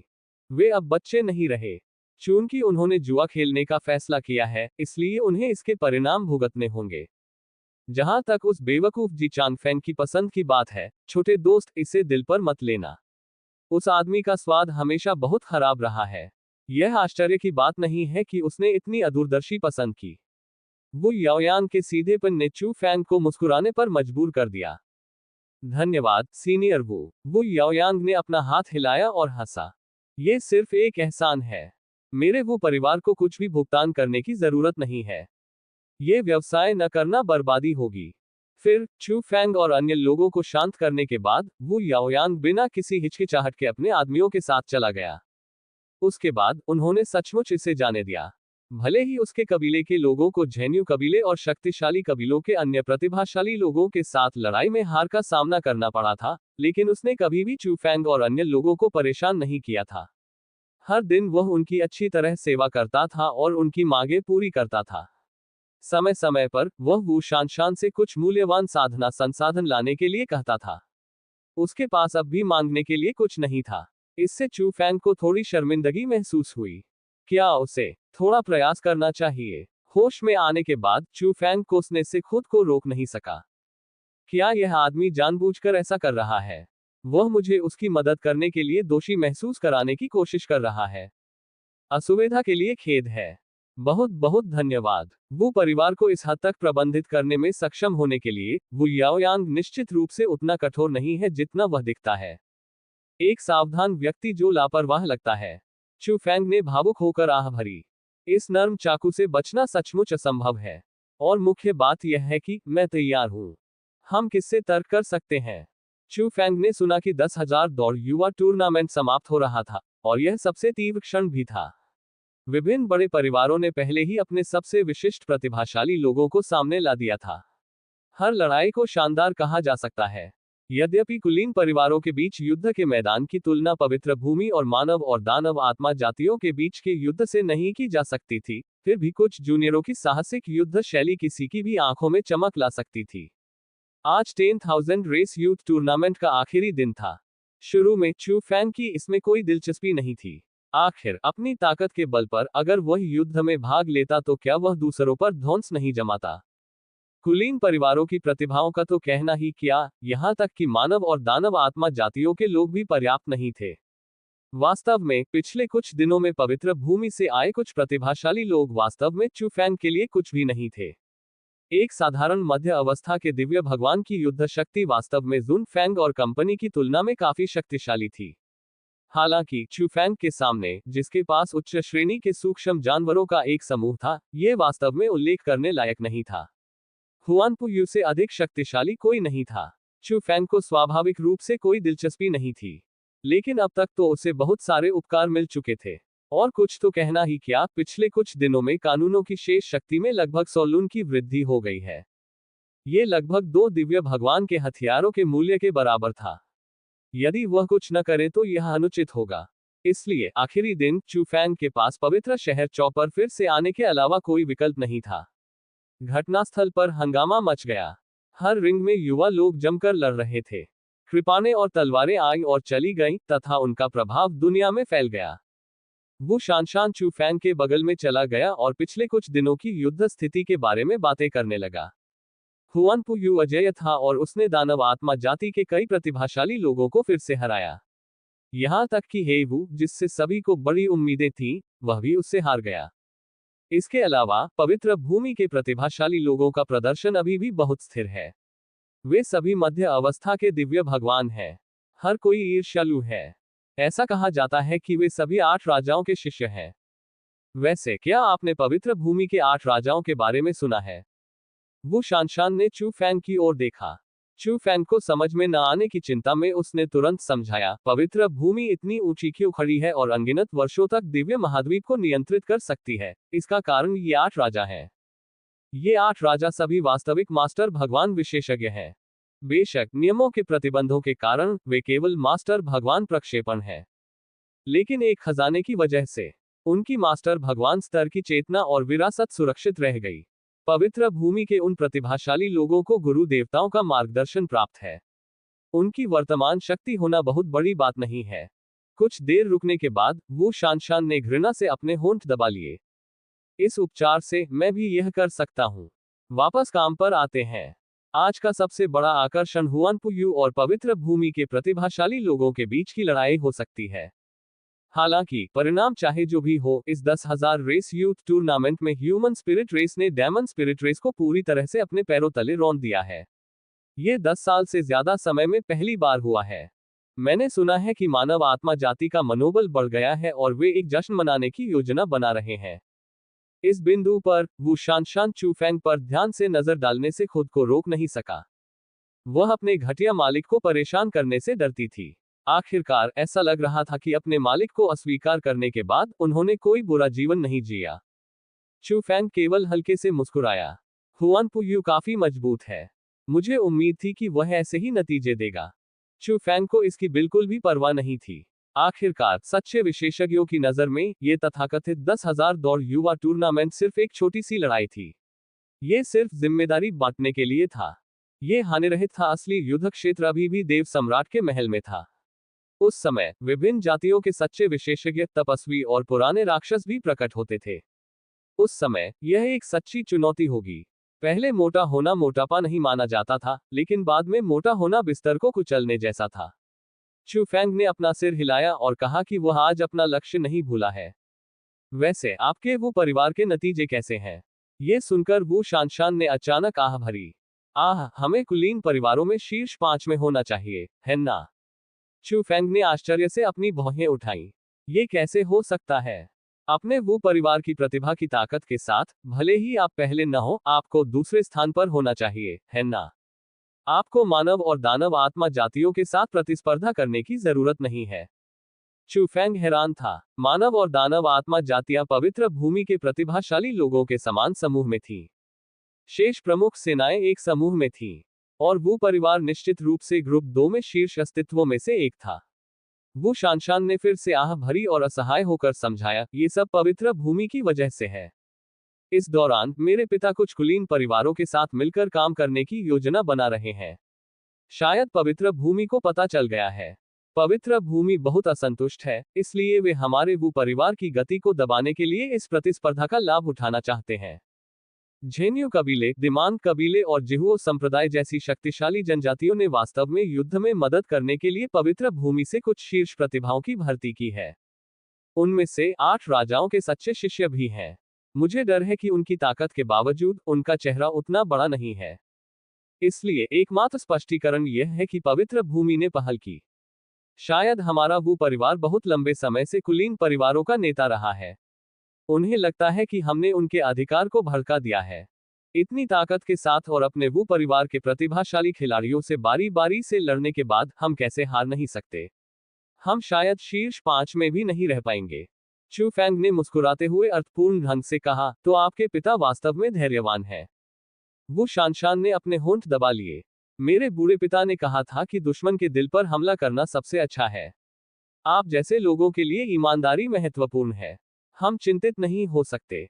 तो चलो, अगर हम इस प्रतियोगिता में खुद को शर्मिंदा करते हैं, ये ठीक है जब तक हम भगवान सम्राट के महल में वापस जा सकते हैं। मेरा वो परिवार थोड़े ज्यादा संसाधनों का खर्च उठा सकता है। चूफेंग अपनी हंसी रोक नहीं सका। क्या तुम मुझे अपने पिता की योजना के बारे में सब कुछ बताओगे? हे प्रभु, ये ईमानदार लोगों का परिवार है, या यूं कहें कि यह बुद्धिमान लोगों का परिवार है। चूफेंग भी इसमें रुचि रखते थे। पवित्र भूमि, पिछले कुछ दिनों से उसने उनके बारे में केवल सुना था, परंतु उन्हें कभी नहीं देखा था। वह अत्यंत जिज्ञासु था। उसने सोचा था कि उसे उनसे मिलने का मौका नहीं मिलेगा। उसे कुछ अप्रत्याशित पाने की उम्मीद नहीं थी। जब वह सोच रहा था, तभी कुछ ही दूरी पर शोरगुल होने लगा। भीड़ बहुत उत्साहित थी। वो शानशान ने एक नजर डाली और कहा, ऐसा लगता है कि हुआन पुयू और पवित्र भूमि के प्रतिभाशाली लोगों के बीच लड़ाई शुरू हो गई है। पवित्र भूमि से आए उस प्रतिभाशाली व्यक्ति का नाम ओकम है, जो छठे राजा का शिष्य है। वह कुछ दिन पहले ही मध्य अवस्था के दिव्य भगवान के रूप में विकसित हुआ है। चूफेंग ने सिर हिलाया। इस स्तर का प्रतिद्वंद्वी हुआन पुयू के लिए कुछ भी नहीं होना चाहिए। चूफेंग को देखने की जहमत नहीं उठानी पड़ी। तुम्हारे वो परिवार का विरोधी कहाँ है? जल्दी करो और इसे सुलझाओ। मुझे वापस जाकर आराम करना है। वो शानशान ने आश्चर्य से कहा, मास्टर, क्या आप कार्रवाई करने को तैयार हैं? चूफेंग ने अपने होंठ दबा लिए। तुम्हारे पिता ने मेरे खिलाफ साजिश रची है। क्या मैं कोई कदम नहीं उठा सकता? ठीक है, कोई बात नहीं, आगे बढ़ो। वो शानशान ने जल्दी से उत्साह से सिर हिलाया। उसने तुरंत चूफेंग को मंच पर खींच लिया और बिना किसी हिचकिचाहट के चिल्लाया, शैली, यहां से बाहर निकलो। मेरा वो परिवार तुम्हारे दिमाग कबीले को चुनौती देना चाहता है।